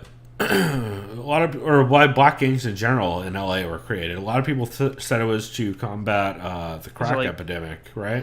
So okay, I was gonna butt in and say it's either crack or some form of gentrification. Or well, something like that. A lot of people, including Eugene S. Robinson, say in the '60s, every time black kids went to the beach, they used to get beat up by white Nazis, and so they started to form gangs so they could go to the beach and not get fucked up. Makes a lot of sense. It honestly does. If you've ever been to a beach in Southern California, that shit checks out. And you already know, I should know his goddamn name, who directed and wrote, well, Edward Norton, I think, wrote part of American History X, but just the whole, scene in Venice. Yeah. Venice Beach, precisely. Oh, yeah. Yeah. No, I mean, anybody who's lived in Southern California, or especially been to Huntington Beach, man. Like, I went to Huntington Beach in, you know what? It would have been the Chuck Tito era. It would have been like I was 04, there, 05, probably. 04, I was I there think. about 3 years ago. Early 2018. I went to LA it was right when marijuana got legalized statewide, or was about to. So I went to LA for fun. I just did it as an excuse, and I just filmed I just went around with my camera, just filming weirdos, and but it was funny either way. Don't remember seeing any Nazis in broad daylight, but it just reminded me. I'm like, yeah, LA sucks. It's fun for the arts and the movies and all that, but like, there's so many weird. There's, as they would call it, reptilians, right? All the there's some weird lizard-looking motherfuckers. See, Chris, you did not go. Oh, okay. Calm down, Alex Jones. See, the difference is you did not go to local skate parks or under, like, non-touristy beaches. Shouts out to the Huntington Beach High Skate Park, where saw Ed Templeton, actually. Shouts out to that dude. Anybody who knows skateboarding knows Ed Templeton. I was hanging out smoking weed on the side of the skate park, and I looked over and I'm like, who the fuck is doing tray flip blunts on this little ass bank in Huntington Beach? And I'm like, oh, that's a toy machine board. Oh, well, shit, that's Ed Templeton. Yeah. But also, later that night, was down by the beach, and I saw two Nazis pull a fucking Mexican dude out of a truck and beat the shit out of him. And I was like 14 years old. Also, got chased off by Nazis all around the boardwalk for being too brown looking when I was a kid, because I tan real well. So, yeah, I don't know. Fucking Southern California sucks, and fuck white people, I guess is my point. I don't know what my point is. My point is, listen, Behind the Bastards, we did not do this nearly enough justice. I honestly... Well, it was fantastic. Like, everything they do is sourced. Every single piece of information they talk about is sourced. They have links to the articles on the website. It's absolutely incredible journalism. It's the kind of shit Kareem Zidane does, and it's for once focused. I mean, Robert Evans is one of the best podcasters on the planet. Behind the Bastards is probably my favorite podcast, and the job he does at this and how much it relates to MMA, you really are doing yourself a disservice to not listen to it if you're a fan of the sport, because you will pick up things to notice about racists in MMA that will scare the shit out of you, because it's way more prevalent than you think. Like, Chris, you can attest to that, right? Yeah. Like, after listening to that episode, you're like, oh shit, I see a lot more of this than I think I do. Yeah, and I think I was aware of it being around. I just didn't know how prevalent it was, or especially really like how kind of the number coding and stuff like that, where you're like, if you're coding like, numbers as letters, I love the like ad reads, they're like, brought to you by Black Rifle Coffee Company. Did you get a Black Rifle ad? No, they were making fun of a Black Rifle ad. That was the point. Right, it was Robert mocking them. Well, so they've been getting but they get fucked up ads though. To be fair, also, I do appreciate. Did you see our Black Rifle joke that we tweeted out this week? Yeah, I remember I saw you tweet something, but I got it. Let me. I believe it was along the lines of I found out this week that Black Rifle doesn't have a specific blonde roast, but that's because all their roasters are blonde. Yeah, I saw that. Matt Joya also had a fucking fantastic Black Rifle coffee joke again this week. For anyone that, if say you're a gun enthusiast, but you're not a piece of shit and like not us, and you just like shooting guns. No. For any gun channel that's on YouTube, there's always usually Black Rifle Coffee Company is like an ad in between, because shocking. They don't. I mean, it's a target audience. But I said, you don't have to be a Nazi or a piece of shit to like guns. You just have to be a Nazi piece of shit to like SS coffee. Exactly. Yeah. Again. Goddamn Nazis. Also, shouts to Robert Evans and them having to deal with accidentally getting Autism Speaks ads on their fucking, which is like anti-vax shit on their fucking, even though they've done multiple anti-vax, multiple episodes shitting on anti-vax stuff. Oh man, that struggle is real as hell. All right, we should get to the new shows because we're already running way long. New show this week, Chasing the Pack from Severe MMA Patreon. This is Shawnee Podcast's new show with Ian O'Neill. And Chris, did you listen to episode 1 or episode 2? Let me see. I believe it's 1. Is it the one where they talk about... Well, I guess it's going to be hard to tell. We'll find out. So, let's see. This is the show where Shawnee Podcast started a new Patreon show where they talk about everything aside from the UFC. So, all the orgs outside of the UFC because they're chasing the pack, right? Mine was interim episode, KSW and Invicta coverage. Okay, that would be the second one. So, actually, that works out well because I'll crank through the first one. Then I will step away for a second and you can talk about the episode 2. But yeah, it's really cool. I'm very excited for this because I've wanted for a long time to have a show that focuses on not UFC events, right? Everybody talks about UFC events. It's the most covered shit. But I am always looking for shows like Drake Riggs, who has a Broadened Horizon, or shows like that where they cover like a specific org or an organization that's not the UFC regularly, right? I always appreciate the coverage because it gets me more interested in fights that are outside of the UFC. And so I'm very excited for Chasing the Pack. Essentially, it's all focused on orgs that are outside. So they recorded this one, episode 1, last Thursday. And this, not last Thursday, Thursday before, sorry.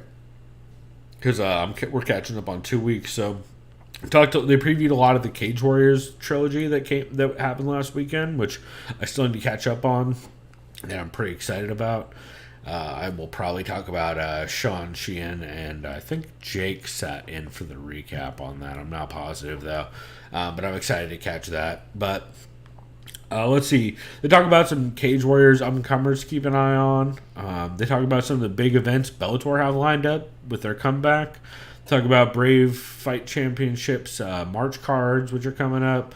And some of the One Championship cards with DJ returning and stuff. So... yeah, I love hearing shows that are covering stuff outside the UFC because, man, it's so refreshing to hear somebody not talk about the same fucking 6 fights that everybody else is talking, or 14 fights that everybody else is talking about that half of them don't even happen. So, yeah, man, I'm hyped about this. I don't know about you. What about you, Chris? You excited about this theory or this concept? Say that one more time. You excited about the concept of like Shawnee's show, Chasing the Pack, where it's not just like UFC stuff? Oh, no, it's absolutely needed. It's needed. Yeah, right. It needs to be covered. Luckily for him, he's had an advantage being in Europe. Yeah. Or I guess an island in Europe, right? Ireland. Yeah. Where he has easier access to that. I mean, we all can have access to KSW and other, European promotions as well. True, but he also has non-UFC promotions. Yeah, he also has some better time frames though too. Yeah, depending on like some of the I Asian think it's ones. fantastic. Anyway, I'll be right back, but you can go ahead and talk about episode 2 and keep talking about it. So episode 2, he covered the promotions KSW, which is the MMA promotion based in Poland, and Invicta, which is the all-female fighter promotion, I believe, based in the United States, run by Shannon Knapp, I believe. I always get these names always mixed up and confused. Anyways, him and his co-host, whose name I always forget because I'm an asshole. Wait, hold on, let me pull it up. It's got to be, if it's not Ian O'Neill, he was the first one. The second one. Oh, okay, it's Sean and Ian O'Neill, and he's joined by another Sean named Sean Denny. They talk Polish MMA. I'll be honest, I was listening to this without taking too much notes, writing much down. I know KSW is in good hands. There's a lot of former UFC talent. And it doesn't have to say former UFC talent, but there's a lot of those guys coming over to KSW. It's a bunch of fighters that the roster recently added. I think it was like Darko Stosic. I know David Branch initially was from another promotion like PFL, World Series of Fighting, and then went to UFC, and then kind of got popped for roids, I think, and then went back to KSW. But maybe you can help me with the bunch of fighters that used to be in the UFC. They're now with KSW. I know there was Darko Stosic. Fuck. They kind of went off. So they were highlighting a lot of the Polish MMA, KSW, but a lot of the new fighters are from the UFC or Bellator. I know there's Darko Stosic. There's a bunch of them. Fuck, I didn't write them down. Oh yeah, off the top of my head, it's hard for me. It's all the like Polish or Eastern European names mostly. Yeah, I mean, of course the Ariane Lipskis and stuff like that too. Yeah, most of them are Serbian, Eastern European. They said, you got your guys that can hit really hard and are athletic, like Alexander Rakic, who is a UFC caliber fighter, obviously. He just had that win over Thiago Santos, albeit what you want to say about that fight. Yeah. Also, just a heads up, Drake Riggs in chat, it looks like he just dropped that he's actually restarting another show that's kind of similar to this. So I am excited to hear that. Hopefully, if Drake's still in chat, he'll drop the name of it. Because nice. we will give that a listen for sure. But hell yeah. Yeah, man, more coverage of non-UFC events, especially when they are proving to be horrible people running it. And the one thing I agreed with the most, and I think should be just echoed, if you want to call it that, or just reiterated, I should say, is as Sean said, the development of women fighters in mixed martial arts is imperative to the sport if it wants to evolve. I couldn't agree more. That is a super well stated and super smart take. Yeah, I could. That's a lot of foresight. Yeah, and it's not just because of what we saw at the 145 division just a couple weeks ago. It's still young. Women have only been fighting since 2011, 2012 in MMA, something like that. Well, and the big argument is you're potentially doubling your fan base if you grow it. Yeah, and I know there are some folk like they don't like to watch women hit each other. I get that. I'm not going to disagree. I don't get that. I think they're a bunch of lazy, kind of chauvinistic bitches. I don't know. I can't answer for them. I guess I could see why they don't. Maybe they think that it's because it's not a feminine thing. It's Chris, did you say it out loud? The part where they're chauvinistic bitches? yeah, 100%. You said that. It's really hard to not sound like a chauvinistic bitch and be like, oh, women can't fight. Oh, Drake's Takes on the Body Lock is actually Drake's new show where he's talking about stuff outside the UFC. I'm glad you specified that, Drake, because I've been seeing those getting posted, and I did not know that's what it was. So I am going to have a lot more coverage on Drake's Takes on the Body Lock, evidently. That's why y'all should show up in chat and tell me your fucking shows, goddammit. I think my opinion on it is I respect any woman that wants to fight. It's their absolute right to do. I mean, their right. It's their choice to do that, and I think it's great. I would use the word person, but yeah, that too. Yeah. Either way, the point I'm trying to say is I can understand if someone comes from the angle of, oh, it's not ladylike or it's this and that. They don't want to. Do you understand it, or are you being nice to a bunch of fuckboys? I mean, I don't. I mean, in my honest opinion, Do you understand it? Because you don't get where they're coming from, right? I mean, most likely not, because it's their own take. Right.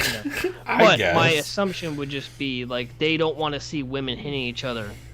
You know what, Chris? You're right. People are allowed to have bad opinions, I guess is your point. Like, my point is, like, I don't, that's not my opinion. I think it's great because it gives them the same freedoms and opportunities as, like, anyone else should have. If you want to fucking punch someone in the face, that's your absolute right to do that. And, and you should have an equal platform and opportunity to do it. You should have an equal team behind you. Look at American Top Team. Dan Lambert represents so many great female, fighters. No, 100%. That's why Brown and those guys, and it's they're everyone's all teammates there. You know what I mean? It's no one should be separated. I think, Chris, you're making a great point. I think the point you're making, and I'm gonna go ahead and put all the words in your mouth, is that you can dislike women's combat sports, but you can't be a combat sports fan and dislike women's combat sports, right? Yeah. That's fair. That's very fair. I would put it like that, right? Like, if you dislike women's combat sports, you probably dislike all combat sports. You do. Yeah. But if you like men's combat sports, shut the fuck up and sit the fuck down. Is kind of the point, right? No, that's a very good I think point. that's the best way to phrase it. It's the UFC. It's not called the men's. Even if it's not called the UFC, it's called mixed martial arts. Sure. Why the fuck we keeping it not mixed? Yeah. So, I know I may not have explained it in the best way possible. No, I know. I'm just trying to. Bones. I'm trying to phrase it the way I know you're trying to phrase it. Yeah. And I know you also you're trying to give credit to, like, you know, people have opinions and everybody has to have the same opinion, which is fair. I'm a fucking drastic asshole who has to fucking pick polarizing points the biggest and yell about hypocrite them. in them all is clearly Dana. You know who Oh yeah, the fuckboy who just wants money. Yeah, for sure. Oh, sorry, Chris. While you were gone, we forgot to tell you that the only Drake Riggs just trying to get pregnant in chat. I'm here for you, bro. What's good? That was a fucked up joke. What I forgot what I was gonna say. Jacket. I thought you said jacked. What? Oh, Chris. Actually, you told me before this. See, Drake. I apologize. I thought you said where'd Chris get that jacked, and that's a whole different thing. Chris, where'd you get that jacket? Because you just told me right before this. Yeah, so I got on Amazon. Also, I'd like to officially apologize to Drake Riggs for harassing him sexually. It's not appropriate. Go ahead. Just go to Amazon. Just type in men's Sherpa jacket. The reason why I got a Sherpa is because one of the best shows of the 2010 decade of television, I guess, if that's even a thing, is Justified from FX. And I was my roommate was rewatching the show. Shouts to Timothy Oliphant. Yeah, and Walton Goggins. One of the characters was wearing a Sherpa, and I was like, "Wait, I don't have one." I was like, "And it's cold, and I'm cold as fuck right now because I'm a San Diego bitch. You know, like if it's 60 degrees, I'm cold." Oh yeah, it's been a little nipply. So just go on Amazon, men's Sherpa jacket. It's Levi. I got the corduroy one. They have denim too. If you're just basic, you know, you gotta get corduroy. Yeah, they have different colors. I feel like that would really work well with Drake's mustache beard combo. I'm not gonna lie. I think this is like a rust color. It's like orange. I feel like it's the perfect color. Yeah, I was gonna say. Yeah, no. And he's got a good mustache. So I'm like saying, right? Kind of vibe. Yeah. Look up men's Sherpa jacket. It's Levi's. It's like $86 after tax. And what's crazy is I looked in the jacket. The fucking original price tag, $180. I'm like, okay, this validates that purchase 100%. You know, it's a warm jacket. Yo, Drake, that's a great question because Chris literally brought that up to me before we started today. So that's why I wanted to have him run through it. Also, I apologize for harassing you, but you cute. You know, apologies, but you cute. All right, now that we're moving on, and I'm just gonna pretend like none of that happened. Severe MMA podcast premium. I'm just gonna turn into a GIF. Oh, 100%. It's just gonna be 100% GIFs of me apologizing. I'm gonna have to have a fucking. Somebody's gonna put out a knowledge fight episode on this. Black. I'm not even gonna do it. Black helicopters. Severe MMA podcast. Okay, Chris. Before I'm so fucking flustered. Drake got me all flustered in chat. Did you have any honorable mentions that we should get to? I should. I guess not. No. All right. Well, I got a whole fuck ton, so that works well. Let's see. Severe MMA podcast premium for Cage Warriors trilogy preview. For March 17th, 2021. Brad Wharton came on to guest and preview the card with Sean Sheehan. It's just a fucking great episode. Can't recommend it highly enough. I always love the Brad Wharton previews of the Cage Warriors cards, especially the big trilogy ones, and this was no different. It's just cool kind of getting again, I love when people are covering smaller cards. It's why we used to always cover all the Invicta stuff when it was more regular.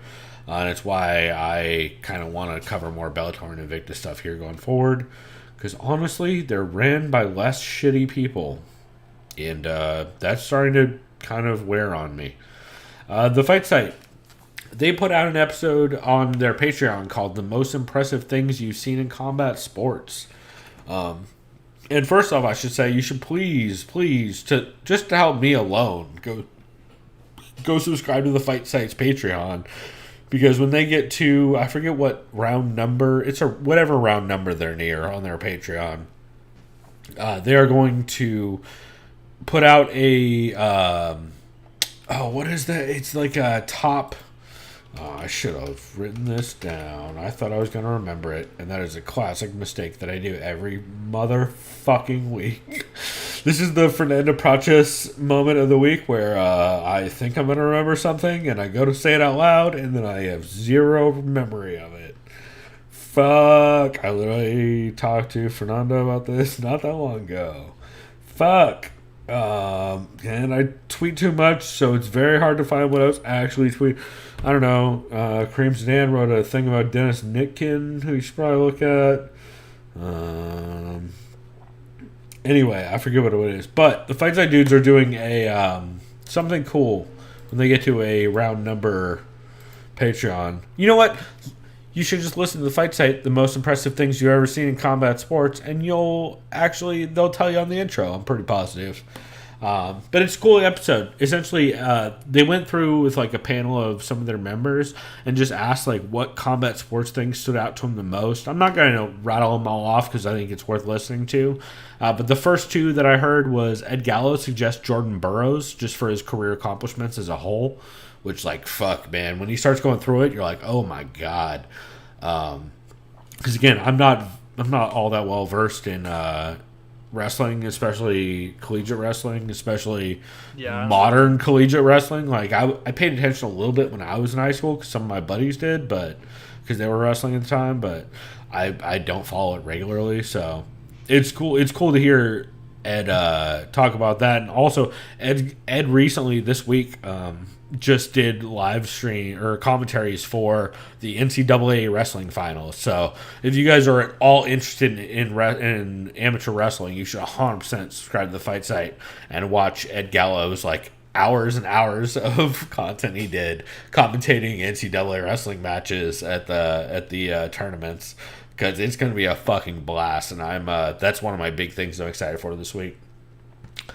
Let's see. So also on that episode, Colin McLaughlin, of course, comes on to talk about a boxer that a lot of people consider underrated. Well, because Kyle's a bit of a hipster, which is why we love him. And that is the Terry McGovern. Terry McGovern's Insane Run. He also name drops a couple others as well. But that was the big one that I wanted to shout out as like an example. And he goes through why Terry McGovern's run was so ridiculous, his undefeated run. And then they also get picks for the most impressive things you've seen in combat sports from Zach Makovsky, Taylor Higgins, Baba, and Seth Pitara. And yeah, just overall great. It's a great episode and absolutely something worth listening to. That honestly should be a catch. You know what? I'm going to go ahead and retroactively move that up to a catch. Because it's so fucking good. Like, it's just so good. Like, it's cool hearing about combat sports stuff that you don't necessarily know about, and that is a great way to kind of expose yourself to not only a couple of the different Fight Sites crew members, but also just some great combat sports athletes as a whole. Let's see. Some other honorable mentions. The Fight Sites MMA podcast, episode 40, and episode 40 again, because they put this out twice. The first episode is just Saram by himself chuckling because they didn't have the other two dudes' audio. However, I did at the end of that episode hear Saram fucking nail a Geneva Convention joke, which I couldn't hear the other side of the joke, but I could just tell he nailed it and how well he delivered the punchline. So that was pretty impressive. That being said, they also did do a episode 40 again, where Saram actually has a new mic, so he's not just talking through his laptop mic, which thank God, you guys. Jesus Christ. I don't know why that took so long, but I appreciate Saram having an adult mic nowadays. They talk about Adesanya versus Jan, Aljo versus Jan, different Jan, Edwards versus Bilal, why Kevin Holland is a meme fighter, which,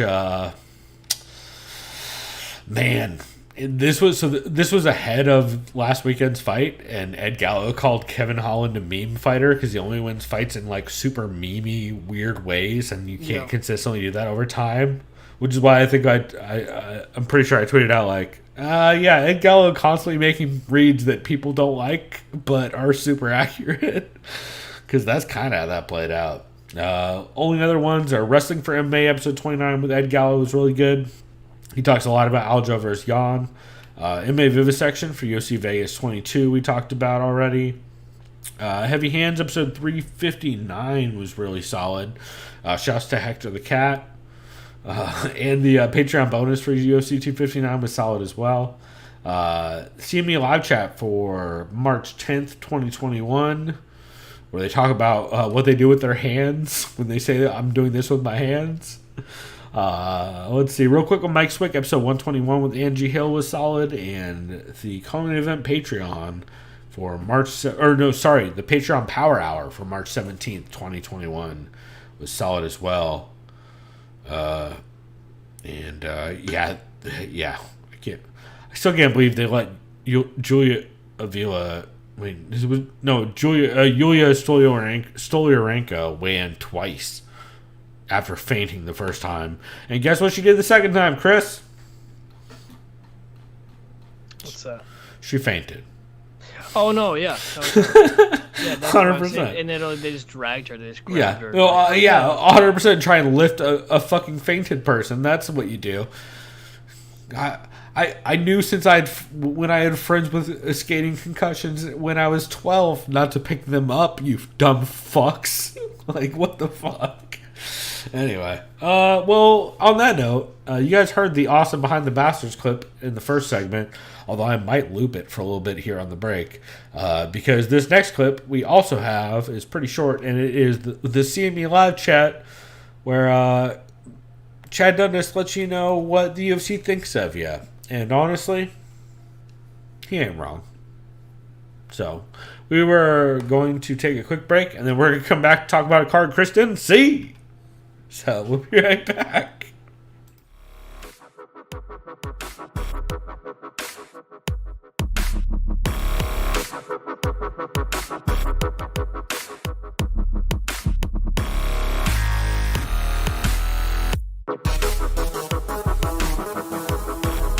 Liked by the sound of violence. Now that we're like knocking on the door of an apparent return to something resembling normal life, we're gonna do this? Really? We're gonna have a 100% capacity event at an indoor stadium in a state that is rated relatively high risk for COVID transmission to begin with? It's hard for me not to look at it and see like the UFC just basically being like, we don't care if you live or die. Thank you for being our fans, but we need this money, and we frankly don't care if you or your grandma or the guy that you sit next to on the bus lives or dies.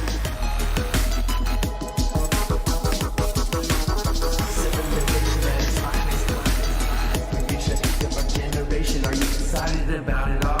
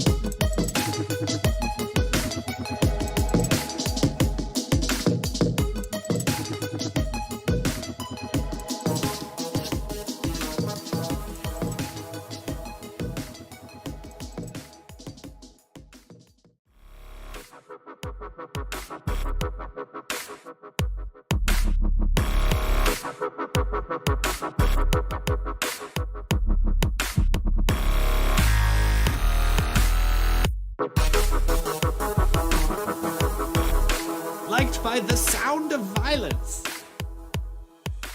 Now that we're like knocking on the door of an apparent return to something resembling normal life, we're gonna do this? Really?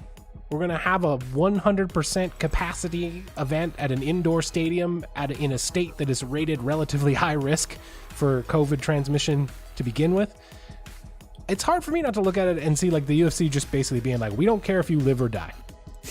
Thank you for being our fans, but we need this money, and we frankly don't care if you or your grandma or the guy that you sit next to on the bus lives or dies.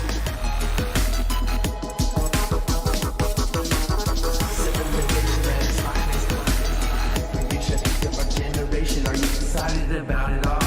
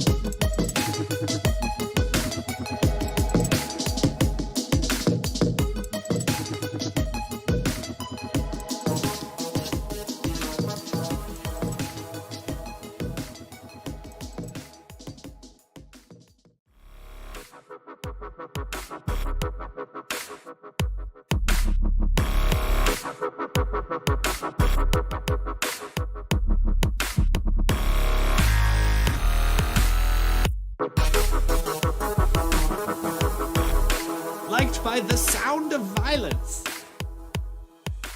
Now that we're like knocking on the door of an apparent return to something resembling normal life, we're gonna do this? Really? We're gonna have a 100% capacity event at an indoor stadium in a state that is rated relatively high risk for COVID transmission to begin with? It's hard for me not to look at it and see like the UFC just basically being like, we don't care if you live or die. Thank you for being our fans, but we need this money, and we frankly don't care if you or your grandma or the guy that you sit next to on the bus lives or dies.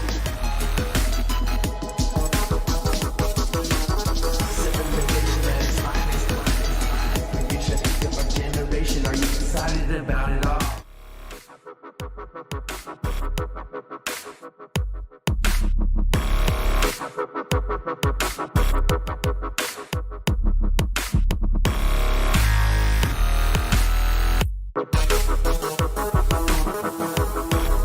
Liked by the sound of violence. It's always so fucking silly to me that these guys are so into MMA and so into Muay Thai, and they're also like fundamentally anti, like not just anti-globalization, but anti like, because you know there's reasons to be anti-globalization, but like anti-cultural interchange. They're like against the idea of cultures mingling and mixing, and the entire idea of MMA is to take the best things from different cultures of martial arts and mix them together.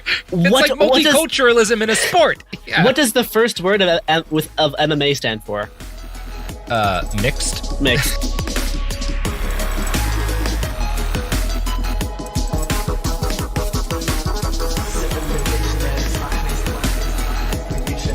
Generation, are you excited about it all?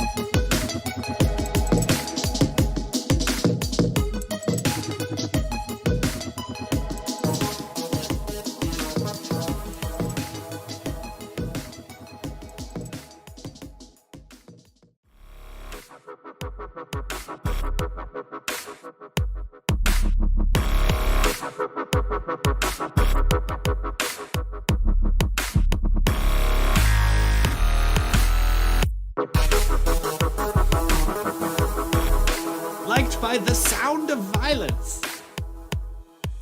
It's always so fucking silly to me that these guys are so into MMA and so into Muay Thai, and they're also like fundamentally anti, like not just anti-globalization, but anti like, because you know there's reasons to be anti-globalization, but like anti-cultural interchange. They're like against the idea of cultures mingling and mixing, and the entire idea of MMA is to take the best things from different cultures of martial arts and mix them together.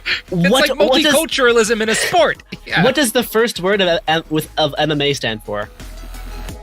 Mixed.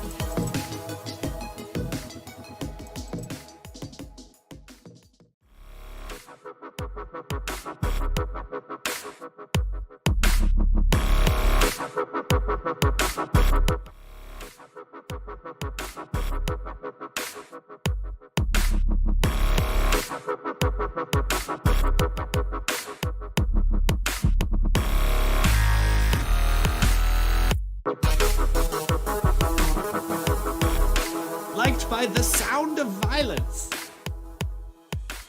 Now that we're like knocking on the door of an apparent return to something resembling normal life, we're gonna do this? Really?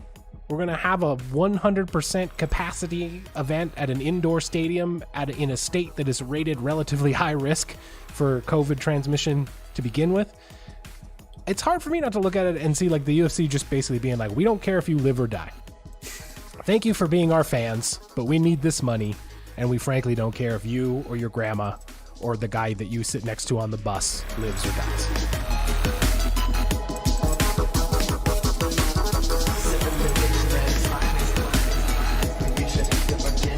Are you excited about it all?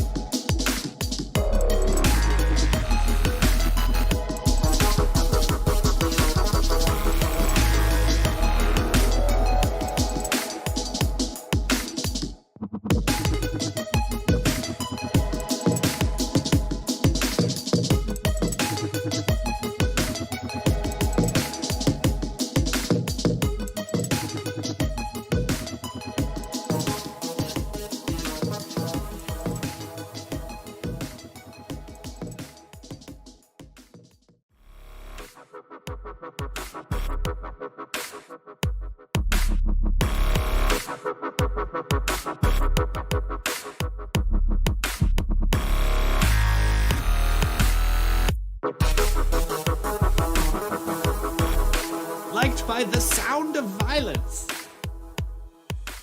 Now that we're like knocking on the door of an apparent return to something resembling normal life, we're gonna do this? Really? We're gonna have a 100% capacity event at an indoor stadium in a state that is rated relatively high risk for COVID transmission to begin with? It's hard for me not to look at it and see like the UFC just basically being like, we don't care if you live or die. Thank you for being our fans, but we need this money, and we frankly don't care if you or your grandma or the guy that you sit next to on the bus lives or dies.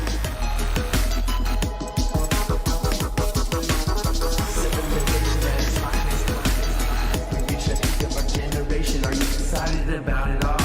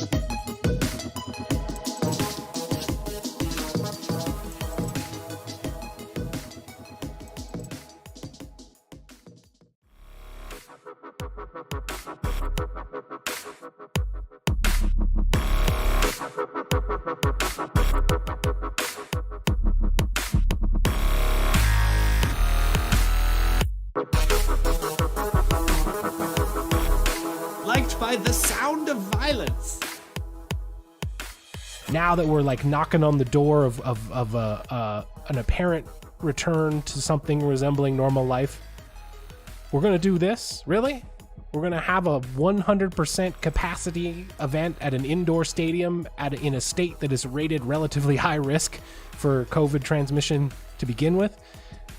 It's hard for me not to look at it and see like the UFC just basically being like, we don't care if you live or die. Thank you for being our fans, but we need this money, and we frankly don't care if you or your grandma or the guy that you sit next to on the bus lives or dies.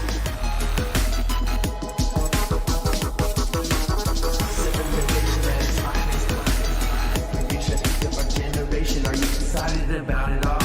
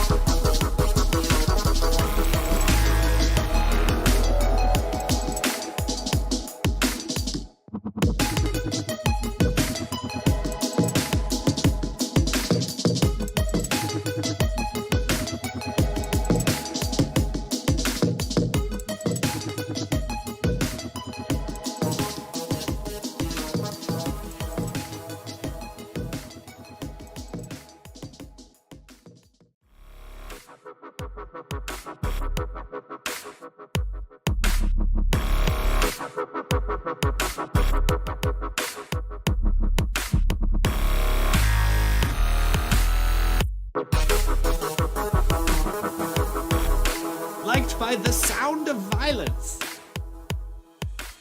Now that we're like knocking on the door of an apparent return to something resembling normal life, we're gonna do this? Really? We're gonna have a 100% capacity event at an indoor stadium in a state that is rated relatively high risk for COVID transmission to begin with? It's hard for me not to look at it and see like the UFC just basically being like, we don't care if you live or die. Thank you for being our fans, but we need this money, and we frankly don't care if you or your grandma or the guy that you sit next to on the bus lives or dies.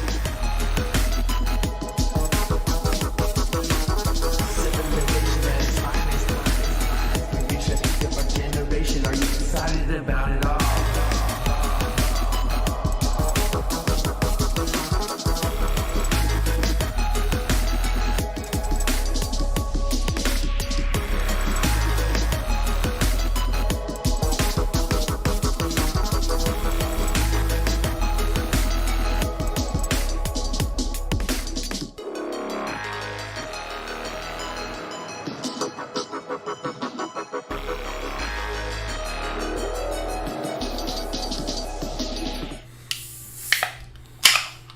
All right, we are back. Yeah, we are. And we got a little something planned. Well, Chris doesn't know what the plan is yet, so y'all are going to find out on air. So, Chris has not... You've seen actually more of this card than you let on, right?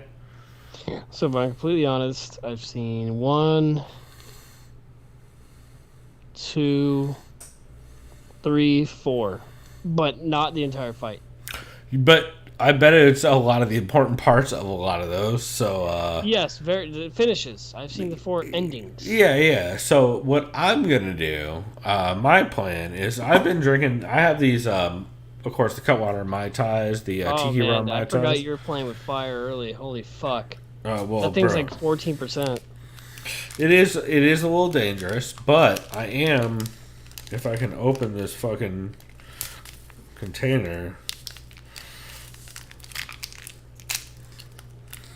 I am going to add a 10 millimeter or 10 milligram strawberry powder of weed drink to this one. And I feel like we're really going to kick this shit off into high gear at this point, right? Goddamn madman over here. It's only going to get better from here. I also have some indicas nearby, which I'm sure will make this better and not worse, Chris. Here, we'll go ahead and give it a... Y'all can see a color change as we go. Trying to give yourself a stroke?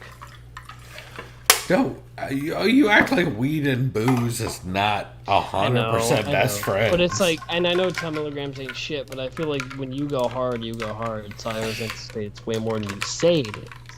Well, it is only 10 milligrams, but I have been like smoking weed all night. There you go. Speaking of weed. Hey! You know what? Speaking of weed, I'll go ahead and smoke. Oh, I already have a bowl packed, or else I would have packed the bowl.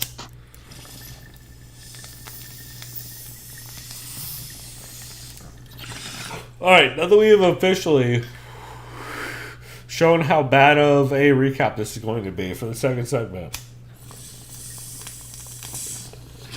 this is why we don't do Monday night shows, evidently. I'm starting to think. Chris, did you see any of these early fights? I saw Bruno Silva kill JP Bui. Yeah, or Baze?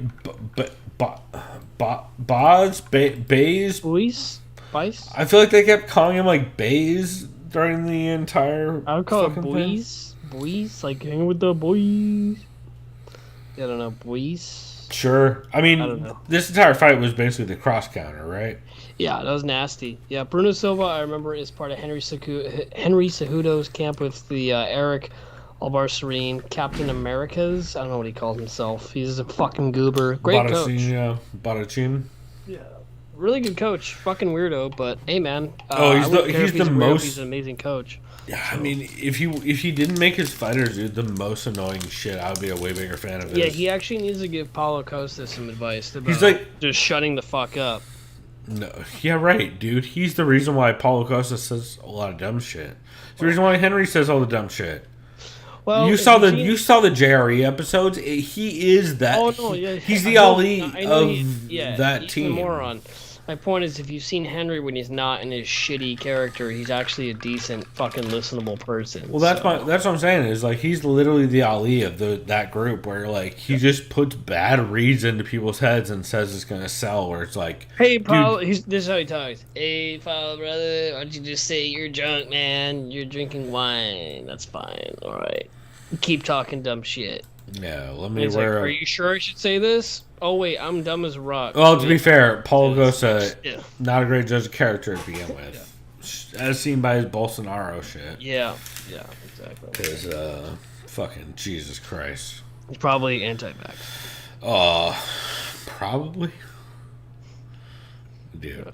He's I will inject steroids and all this, but no vaccine. Yeah. All right, Bruno Silva, good on you. That was a great knockout. It was, super solid. That's a flyweight too, so that's good. It's good for that division. Next up, Montel Jackson faced off against Jesse Strader. How did this go down? I see how it ended. What did you think? So JHK, first off, got a broadcast shout out, like, by name, which was tight as hell, because JHK's been putting in the work forever. You know John Hyun Ko for doing a lot of interviews and stuff over the overtime on YouTube, Chris. Especially on, like, the more Asian sphere of MMA. You've definitely seen some of his stuff, like, because we've talked about it in the past, and you would probably recognize him if you saw him. But anyway, it was cool hearing him get a straight up shout out from the broadcast, because that's a big ass deal, and he deserves it. But yeah, man, right hook on the break, drop straighter, pretty fucking hard. And he popped right back up and started brawling, and then he dropped him again, and it was just straight ground and pound TKO from what I remember. I mean, wild ass fight, but yeah, from what I remember, it was mostly Montel Jackson just showing out quick and definitively.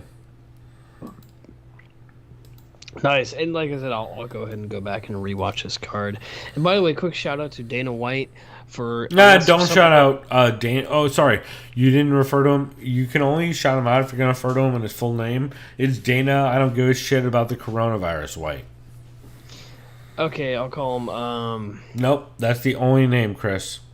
Okay. If you're going to say his name, you have to say his full name. I don't give a shit about coronavirus White because I'm a piece of shit. Well, I mean, fuck.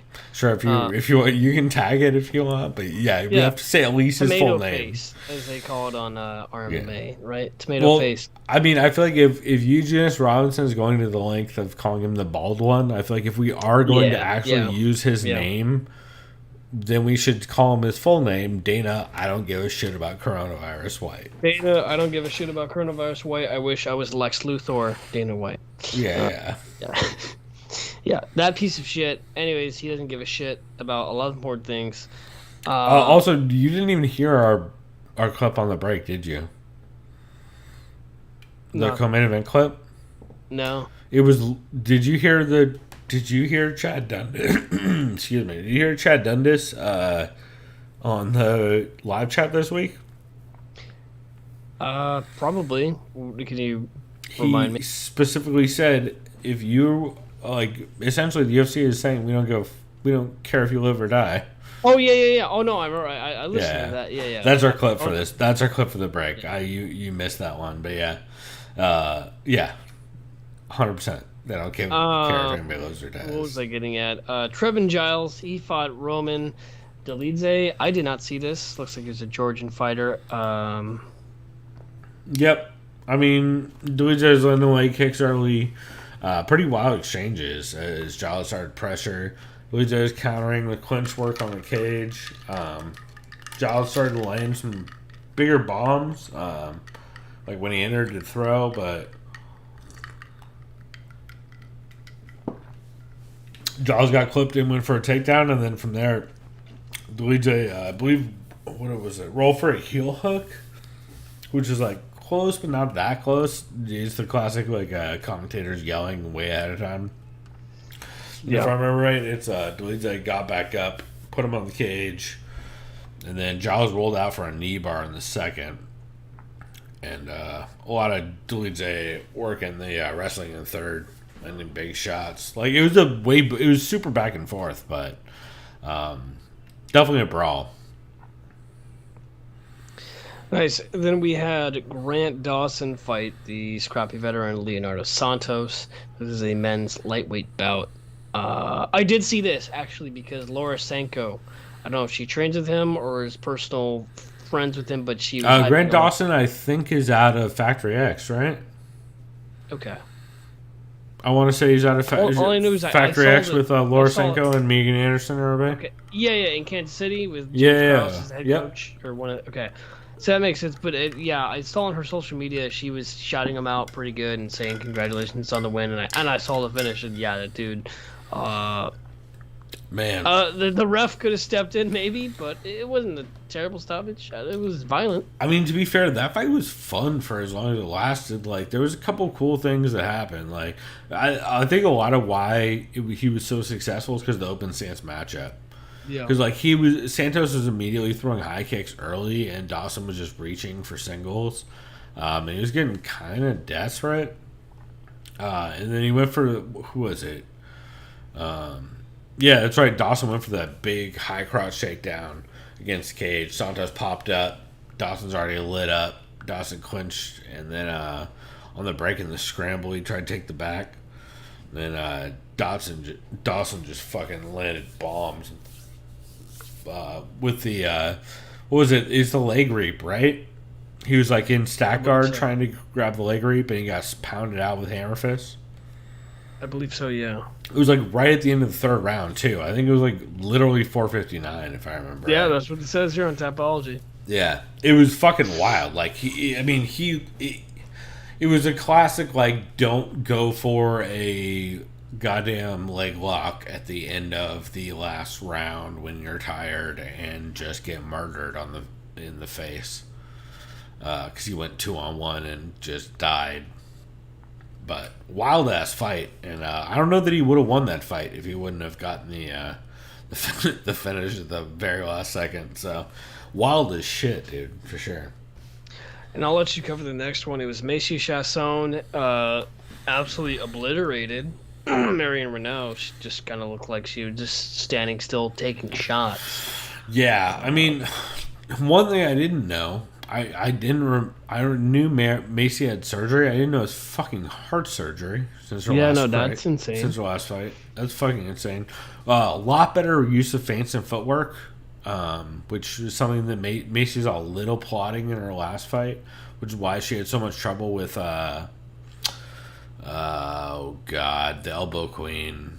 I keep wanting to say Soler but it's not her. It's I'll remember her name in a little bit.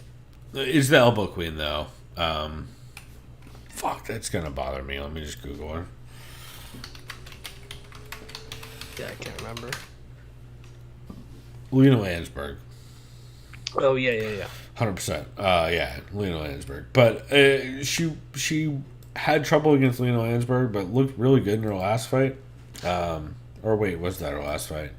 That was her last fight. But looked really good prior to that, and also Marion Renault's looking. I mean, Marion Renault's been around for a long time. So yeah, I just figured Macy Chasson's gonna be too big and be able to bully her too easily in the cage, especially. I feel like Saif Saud's game works really well for range kickbox. Like he's very good in the same way. In the same way that what's his face, Henry Hoof is really good at taking wrestlers and turning them into pretty solid kickboxers. I feel like Saif Saud is great at taking rangy people and making them just solid outside pressure counter fighters, like, or at least people were able to march down people in space. And I feel like, especially with somebody as big as Macy, he's able to kind of shut that down even more so, because she just is so physically dominant against a lot of her opponents. I think that's kind of what this came down to. Like, it seems like a lot of it was just size difference. Like, Macy always was better at pummeling and framing in the clinch. Which is the biggest thing I was worried about. Is like against Lena Landsberg, Macy just constantly gave up the underhook over and over and over and over and over again, and that was like one thing I figured Saif Saud would have drilled the shit at the hell out of her, and he clearly did since then, because every single time, even when Renault would start to get really really good positions, Macy would frame and then either dig an underhook or throw an elbow and frame off. And, yeah, man, it just completely shut down a lot of Renault's game against Cage. And then, yeah, from there, I mean, just a lot of decent pivoting and throwing straight crosses. Like, just mostly pummeling super well and framing well is what won that fight. And, yeah, even a trip takedown at the end to finish it, if I remember right. So, big fucking improvements and big statements from Macy Chasson as far as I'm concerned. And this is at 145, right? Or is she cutting down to 30. 135? She's been at 35, yeah. Okay. Yeah, she's huge for that weight class. So as long as she can cut She's healthily. actually not that big for 35. I mean, she is size-wise, but, like, she was always built for 35, not 45. Like, her teammate, Shay Reeps on Twitter, or Shea Reeps, I don't know how to pronounce her actual name. But Shay?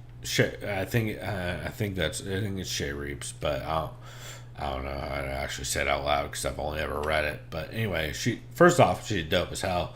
But second off, she's been talking shit to dudes on Twitter, being like, "Oh, Macy should be at 55." She's like, "Motherfucker, she doesn't even cut weight to make 45." Like, what are you talking about? So she makes 35 pretty fucking easy. So with their new weight cutting plan, so. Impressive shit from Macy Chasson, and I've been saying for a long time, I think Macy Chasson is very, very early in the sport, and I think she is going to show a lot of people a lot of things, especially coming out of Save Scamp at Fortis. Not to mention a woman from New Orleans who, like, I've never rooted against anybody from New Orleans, except for after I learned some things about Melvin. But apart from that, I'm always rooting for New Orleans people. So, hey, you already know. Yeah, I was going to say, for all the people who love the band Slayer, you know, your boy Phil H. Anselmo, the lead singer of Slayer, is also a massive piece of shit. And he's from New Orleans. So one of the few from New Orleans where, fuck them. No, there's some bad people there's a lot of slave traders from New Orleans. We'll put it that way. Yeah. Shouts out to Jean Lafitte, you fuck. Even though you have a great bar on New Orleans Street, still let's probably get shouldn't to, have that. So this fighter, I like him, but it's also Okay, very well, so this is keen for him. Let's say what it was. Tai Tuivasa clubbed a man. That's about all that happened, right? Yeah. He basically went out and clubbed a man. And if it's Ty not fighting someone who has good clinch work or wrestling, he's like, okay, well, I guess I could just throw wild. Well, yeah, he's like, he can't wrestle, so I'm just gonna punch him in the head, and then he went out and punched him in the head because he knew the dude he was fighting was like a fucking super journeyman to get punched in the head. Yeah. I don't know. I don't feel like much else needs to be said about it, other than why was that line not wider? So next up we had Adrian Yanez knocked out with a sweet counter right to Gustavo Lopez. I did see this. Oh my god, so pretty. Yeah, that was just... You want to walk through this one? You can. I'll let you do it. Oh god damn it. You make me walk through all these motherfuckers while I'm drinking a weed drink and a fucking Mai Tai. Because if I'm honest, all I can remember is just the sweet knockout. I mean, to be fair, mostly what you have to remember is just a bunch of cross counters landing super clean. Okay. Like, Yanez is just pressuring landing counters as Lopez goes to exchange over and over and over again, just landing super clean. And he's landing combos basically he's doing that classic, it's not like necessarily Diaz pressure, but it's a similar kind of pressure where he's just going to stand and feint in front of you and try and get you to throw, and then he's going to throw six back at you. Like, Aldo had a little bit of that in the WEC and in different moments of his career, but yeah, it just violent and feinting a lot behind like a pawing jab. The second, he's immediately lining up clean straights behind throwing jabs. Lopez did get clipped with right behind the ear when he went ortho. Dude, every time he went ortho, he kept getting clipped with that right behind the ear. Like, you would, every single time Lopez switched orthodox, he'd get clipped. Because he would just throw a big right and would always clip him behind the ear. That was something I caught over and over again, is the second he would switch, dude would just throw that punch and he would eat it on the ear. And like, not even the ear, but like kind of like back of the head side, like part of the ear, you know what I mean? Like right behind it. And then, yeah, I think the only thing I had is, Yanez clipped Lopez. The finish was him clipping Lopez with the right hook while southpaw Lopez is southpaw, then panics, switches to ortho, gets murdered with another right hook behind the ear. Like I think a lot of the feinting and a lot of the stance switching really fucked up Lopez and just kept drawing him into that overhand right. Yeah. Because like you just saw it over and over again in that fight. Yeah, and like I said, I'll go ahead and watch this card, whenever the fuck I can. But like I said, I was also mad that Dana, I don't believe in COVID-19, piece of shit white, got rid of the fact that I can buy the pay-per-view but watch anytime I want. That was great. That was a great appeal of ESPN Plus. You actually don't, stream the fight, of course, like all of us do. I mean, I'm just kidding. It's a joke. Dana, you got me. I'm right here. But, like when you do want to buy the actual card, it was a nice feature, but now he's getting rid of it. At least according to today, when I tried to access some other stuff, it was just like, what the fuck are we doing? Yeah, that's right. You tried to go back and watch 259, and you couldn't, right? Yep. Yeah, it said expired. I'm like, well, I've never Despite seen you that. buying that at your fucking house. Yeah, and I missed all the card, and I raced home, and I got there in time for Jan Sterling, which is the one fight I want to see on that card. To be fair, you have seen some of it, but it's not thanks to the fact that you fucking bought it. Yeah, because I remember like the next day I was like, I want to see this performance again. Available. So, and I logged in, and I wouldn't be surprised. Maybe I'll ask RMMA if they're having issues with it. But either way, it's like it wouldn't surprise me if he went to that measure, to that length, doing that. But it's like, I mean, they get desperate, bro. Clearly, based on their fucking money deals. See, I feel like they would keep that option based on their money so that people could buy, All right, so Chris, here's my next question for you. Cheyenne Bays versus it is Bays is how you pronounce it. I wrote it down this time. That dude earlier, his name is Bays. Versus Montserrat Ruiz. Yeah, did you see this fight? I did not. Did you? So you did not. So you saw the controversy about the potential spin. So what's was it or not? I think it was motioned and not actually done because she just go like this and then like looked away or some shit or no. I think she had cotton mouth and she couldn't spit anything. Oh, because someone on Reddit said something about her mouthpiece and like she could get her mouthpiece out or something like that. Nah, but she was yelling in her fucking face. Oh. Like there's a pretty clear angle. She's like clearly saying something. Probably moving forward then. If you want No, to give a benefit. it looked like she was yelling something. Okay. But it's just the motion of whether or not she was trying to spit on her opponent, obviously, right? It wasn't like a Michael Bisping fucking Jorge Rivera type shit. And as I tweeted out, these things happen in MMA. So, like, unless you have... it is not super concrete, and since it is not super concrete, I think you have to give it a pass and be like... I mean... Evidently, that one girl has to be aware of who's following her home. But aside from that, I think everybody's going to be fine in the near future. And we just watch Cheyenne and Conejo's next fight and see how that goes. I don't think they shouldn't run it back. It's not... No, we need to see that girl get fucking head and arm thrown 4 more times. But... Like, I would be way more, I guess, tolerant. Yeah, tolerant. I was going to use a nicer word, but I'd be way more tolerant if she knew how to take the back off a head and arm throw. But since she just got head and arm thrown and headlocked for fucking 3 rounds, that's on you. So this next one I saw, Max Griffin. So a lot of people don't know what to make of Max Griffin. He's kind of been, I guess at like bottom 15 or near 15. I guess I'll call it near 15 kind of evaluation where I think I called him Eugenius Robinson style gicked. Like I don't know ever what to make of Max Griffin. I don't know what Max Griffin's going to show up. Like, I don't know whether it's going to be the Max Griffin who wins the decision or the Max Griffin who loses the decision, but it's generally one of the two. And then he went out and killed a man. Yeah. Yeah, I remember. I think the one I saw him in person was UFC 226.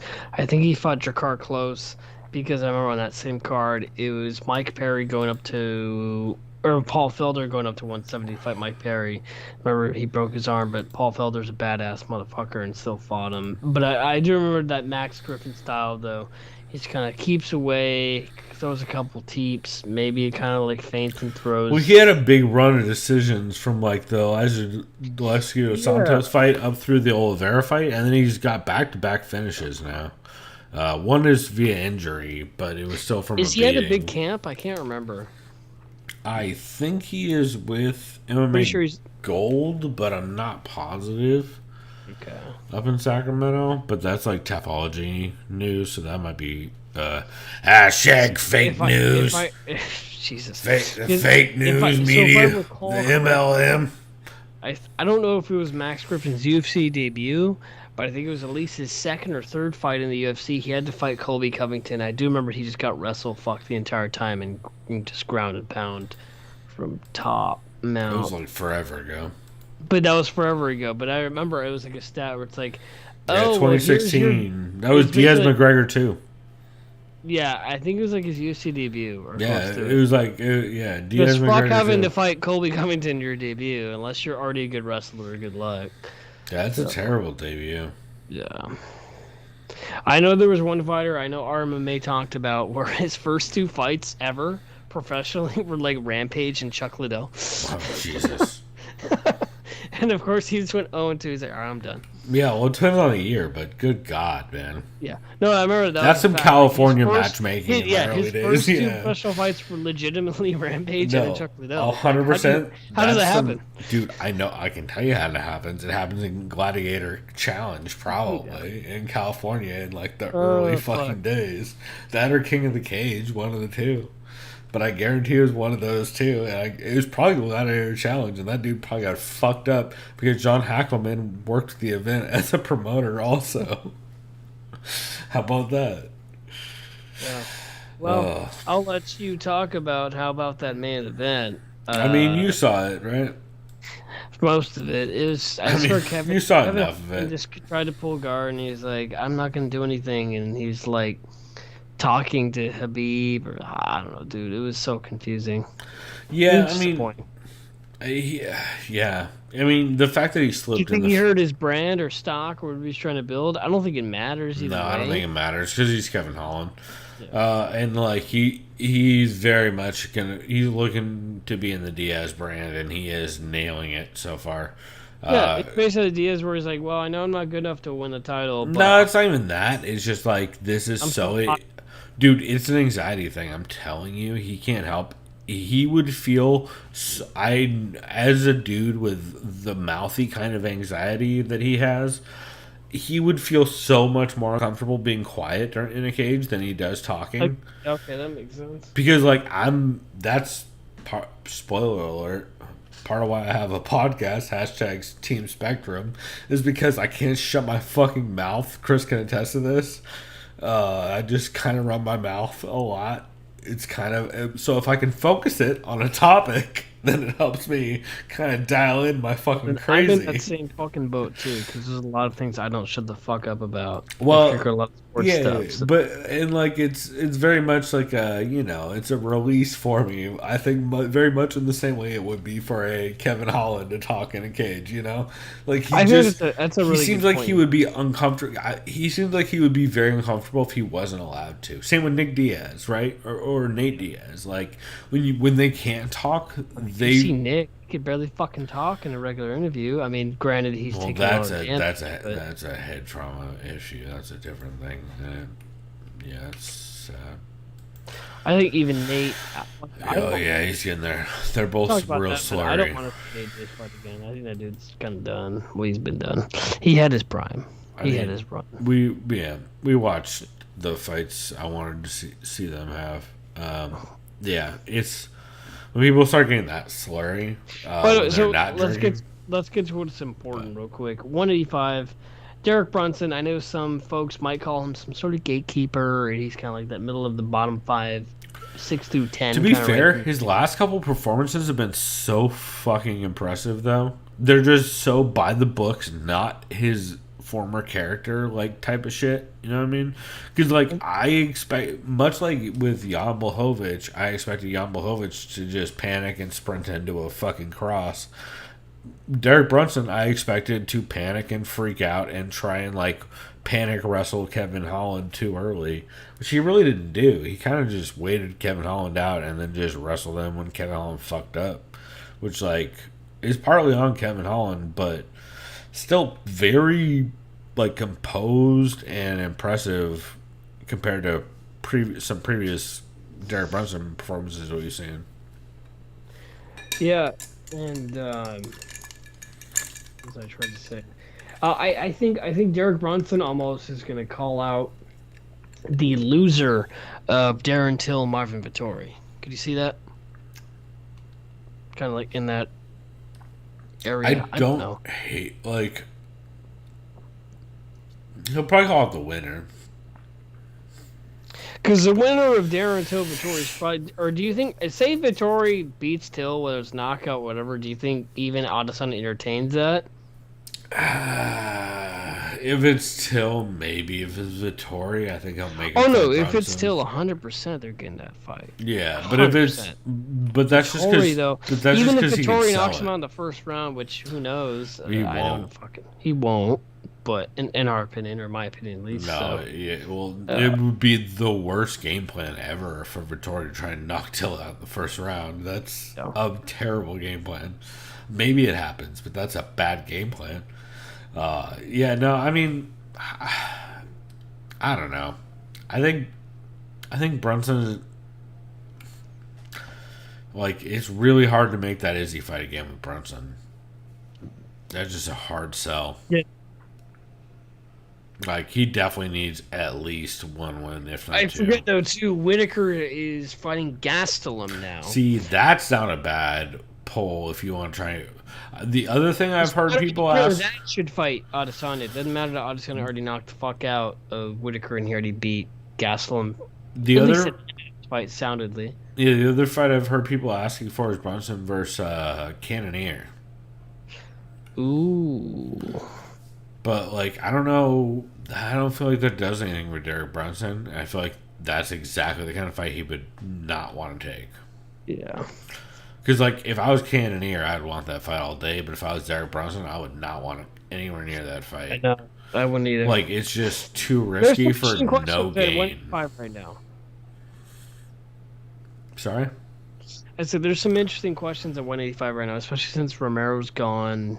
Well, especially with Izzy kind of a little bit more up in the air. Hermanson is like- fighting someone. He's fighting Edmund Shabazian. Yeah, that's gonna be a shit kicking. I like Shabazian, but I think you're putting a little too much faith in him right now for him being so young and I think still. Shabazian's best way to win is wrestling, and you're putting him against a dude who's shown to have, like, at best, he's gonna look.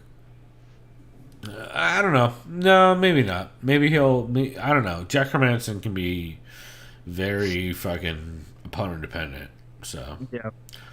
that's fair, I guess. But yeah, I all- think that's all I got for either way, we got interesting shit coming up. And then, 260 this week. We should briefly just say what is on this card. Yeah, so we might as well say what's on this card because I'm not gonna be able to watch. First it. off, how dare? Well, no, so we're not going to preview this, but like, we're going to do a recap, right? Because you can't do Friday, right? Yeah, no, dude. So we'll do Sunday believe- probably. I believe Sunday I'm off. This because I alternate Sundays. Okay, so for now we'll Actually, plan no, that's on 100% Sunday. true. So this is the only caveat. I get my second dose of the vaccine on Saturday. I should be fine on Sunday, even if I have a sore Yeah, throat. unless you're fucked up. I'll let you know. But like, if I'm Worst not case, fucked we can up, push it a day, but yeah. Yeah, but that's my point. It's like we'll So- do recording. Yeah. So our plan will be a recap on Sunday or Monday, depending. But so the title fight between Francis and Stipe, we got Tyron Woodley getting fucked up by Vicente Luque. It's gonna happen. We got We got Thomas Almeida hopefully beating up more on Sean O'Malley Ooh, there's another clip I should send you, but you'll probably hate me for sending it to you because Yeah. it makes more of a fucking dipshit. Sounds about right. Jamie Malaki versus Connor Worthy. That's kind of a banger. Yeah, you got Alonzo Menafield, William Knight, Modestus Bukauskas versus Michael or Mikhail Oleshchuk. That's all right. Jessica Penne makes her MMA return. Oh shit! Against Hannah Goldie. First off, not to be a giant trash person, but two very pretty women. You're not wrong. And- Also, speaking of smoke shows and what's going to be a banger of a fight, Julian Robertson versus Miranda Maverick is going to be Absolutely. scrappy as shit. Anybody who knows anything about those two knows they are going to grapple. There's going to be scrambles in that motherfucker. Then you got Abu Zaitar. Yeah. Probably said wrong. Versus No, you got it. Andre Baralt. Yeah. You got Shane Young versus Omar Morales. We mentioned Julian Robinson versus Miranda Maverick. And then we got Jared Gooden versus Abubakar Nurmagomedov. I think he's Habib's cousin, but I would get confused. Pretty sure. And then Alonzo Menafield and William Knight as well. That's kind of a fucking fun card, man. Like, for I mean, it's not the strongest pay-per-view, but there is some banger. Like, Julian Robertson, Miranda Maverick alone is a banger. Like, that's an Invicta headliner as far as I'm concerned. Anybody who knows those two and how they're going to match up knows that is going to be fucking scrap. Yeah. Like, there's no way there's not hella scrambles in that thing. And somebody's going to be ground and pounding the shit out of the other one. I just don't know which. That's going to be fun as hell. And then, yeah, man, there's some super fun ones on there. The return of Sean O'Malley, who is a crazy favorite. What the fuck? When is he in there? I mean, I guess I understand why, because of Almeida, like, having trouble dealing with damage lately, but that seems aggressively wide. O'Malley is mentally undefeated. That's true, bro. He's the only person that's defeated O'Malley is his future heroin use. And the new thing he said, which I'll send you the clip because I'm actually too embarrassed to mention it. Don't say it's it so on bad. air, It's worse. It's worse than the heroin thing. I'm sure it is, but I just don't want to perpetuate his terrible fucking bullshit anymore. So on that note, we are the Sound of Violence podcast. You guys can find us at the Sound of Violence on Twitter. Nope, that's a lie. You guys can find us at thesoundofviolence.com.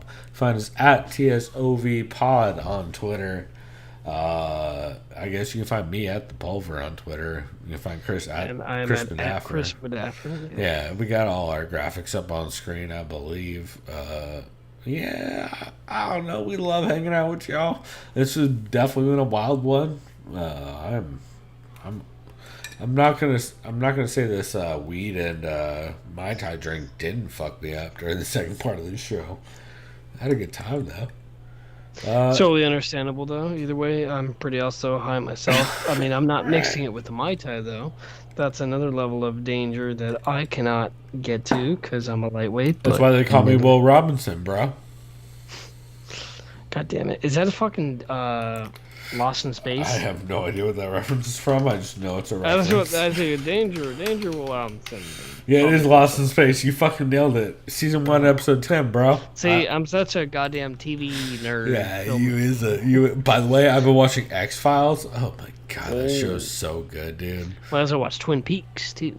Like so. I love Twin. I need to break out my Laura By the way, Palmer if you have Disney Plus, watch Falcon and Winter Soldier. GSP is great. Legitimately, he's great. He's a great villain. I have not seen it yet, but it is on my list. Also, everybody go watch some X-Files. Smoke weed, watch X-Files. That's my sign-off this week.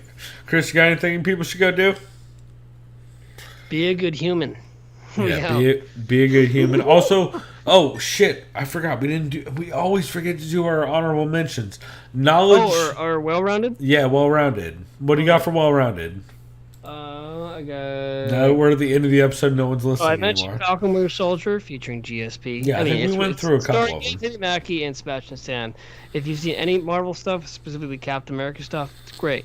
It's fun. So Zack Snyder had his cut of the Justice League. It was hyped. Oh, I up. heard it's some fuckboy shit. So, I watched the original one that Josh Whedon took over. That was just a trash heap. So far, this movie's 4 hours long. I watched about 2 hours of it. It's definitely better than the original one.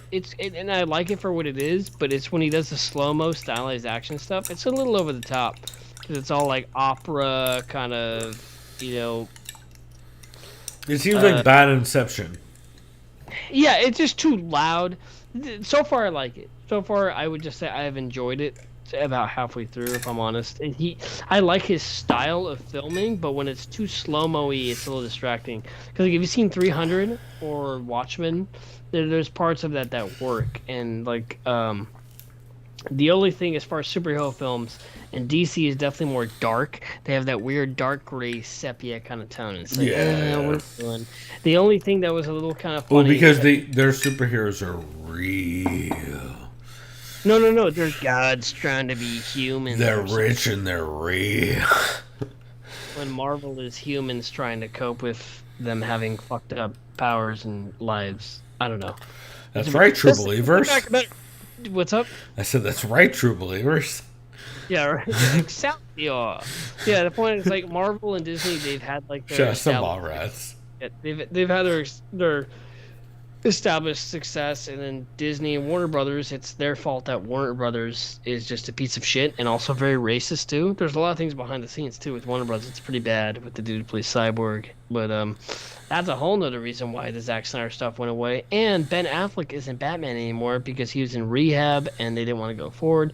There's a lot of crazy drama with Warner Brothers and stuff, so that's why the Zack Snyder thing was also hyped up a lot.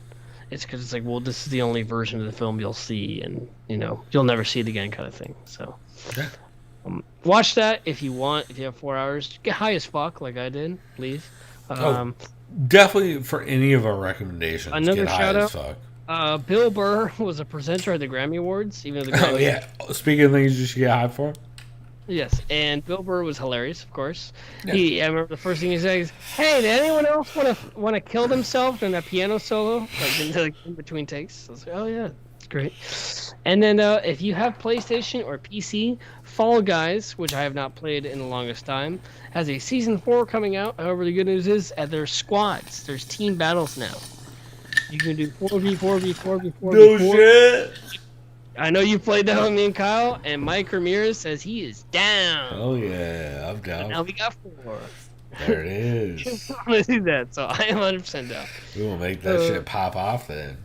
We'll do a Sound of Violence stream or some sort of... Yeah, we could do that if you want. We could stream it. Yeah, his telephone include their audio, but just be high as fuck.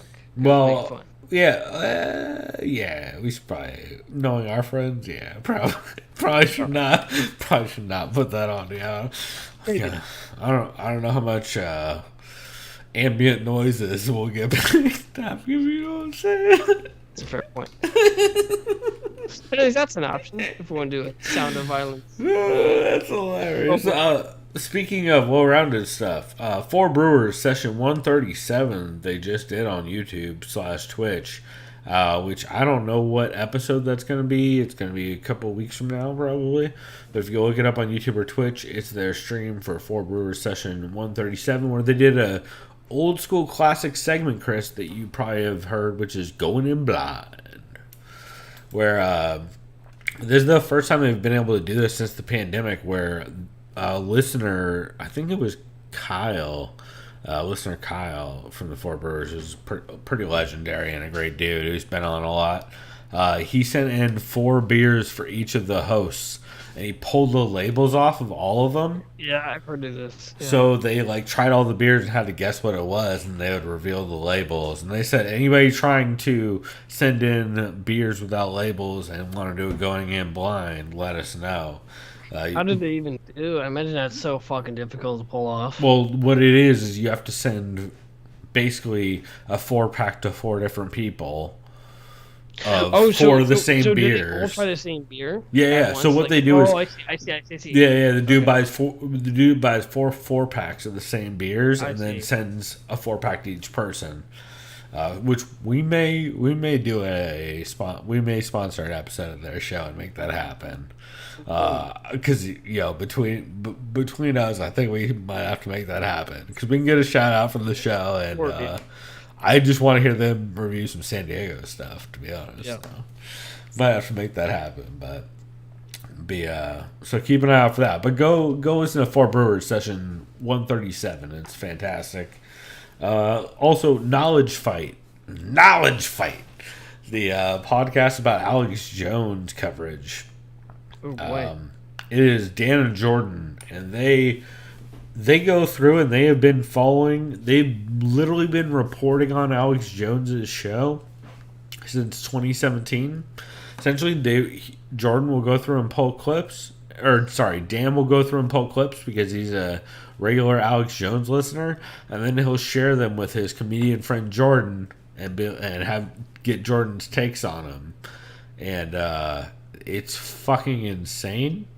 It's the most insane show I've ever heard. This was actually recommended by whoever shouted this show out to us. Please reach out again because I need to give you a big shout out on our Twitter for this. Somebody reached out to us because I had heard about this show because of Robert Evans' podcast, and then someone specifically tweeted us and be like, "You need to listen to Alex Jones' show since you guys talk so much about Alex Jones on the award show or whatever, whichever episode it was." And then so I went back and I've been listening to this thing, and it's so good that I started listening from the beginning, from 2017. Like they started it just after the election, like the beginning of 2017. Yeah. And it's so insane. You hear them literally live reporting in like March of 2017, like, there's like weirdos claiming to be in the FBI that are saying like, any day now, Hillary and a bunch of people are going to get taken down on pedophile charges. Any day now. March of 2017. You're like, oh my God, this is Q shit before anyone was calling it Q shit. They didn't even use the name Q. They just called them like an FBI or like a CIA agent. A CIA double agent. Yeah, like it's the craziest shit to hear in real time. And they're like this because you can hear them in real time figure out like, oh God, our show might become relevant because of Alex Jones becoming relevant with Donald Trump, and that's horrifying. Like, this is bad for everybody. Well, we should not be relevant.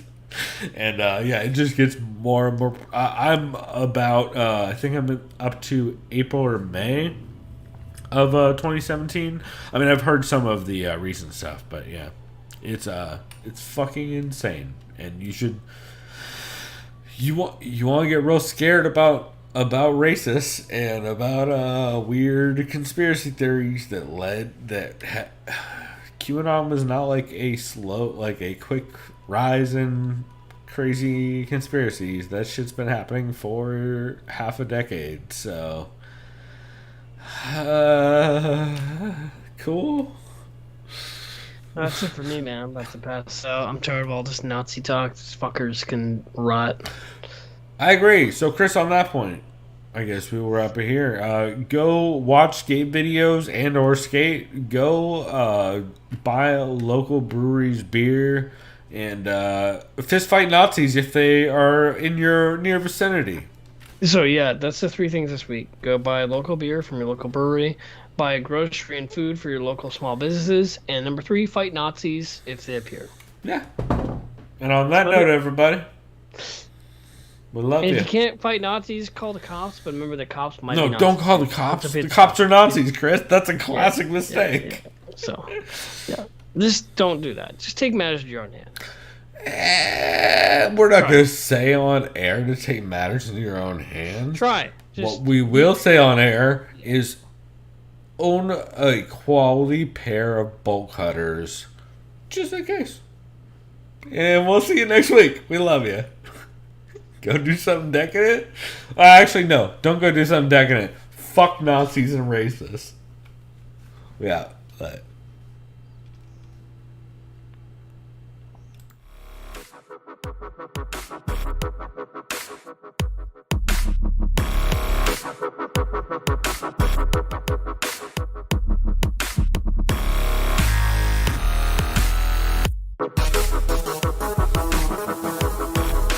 Liked by the sound of violence.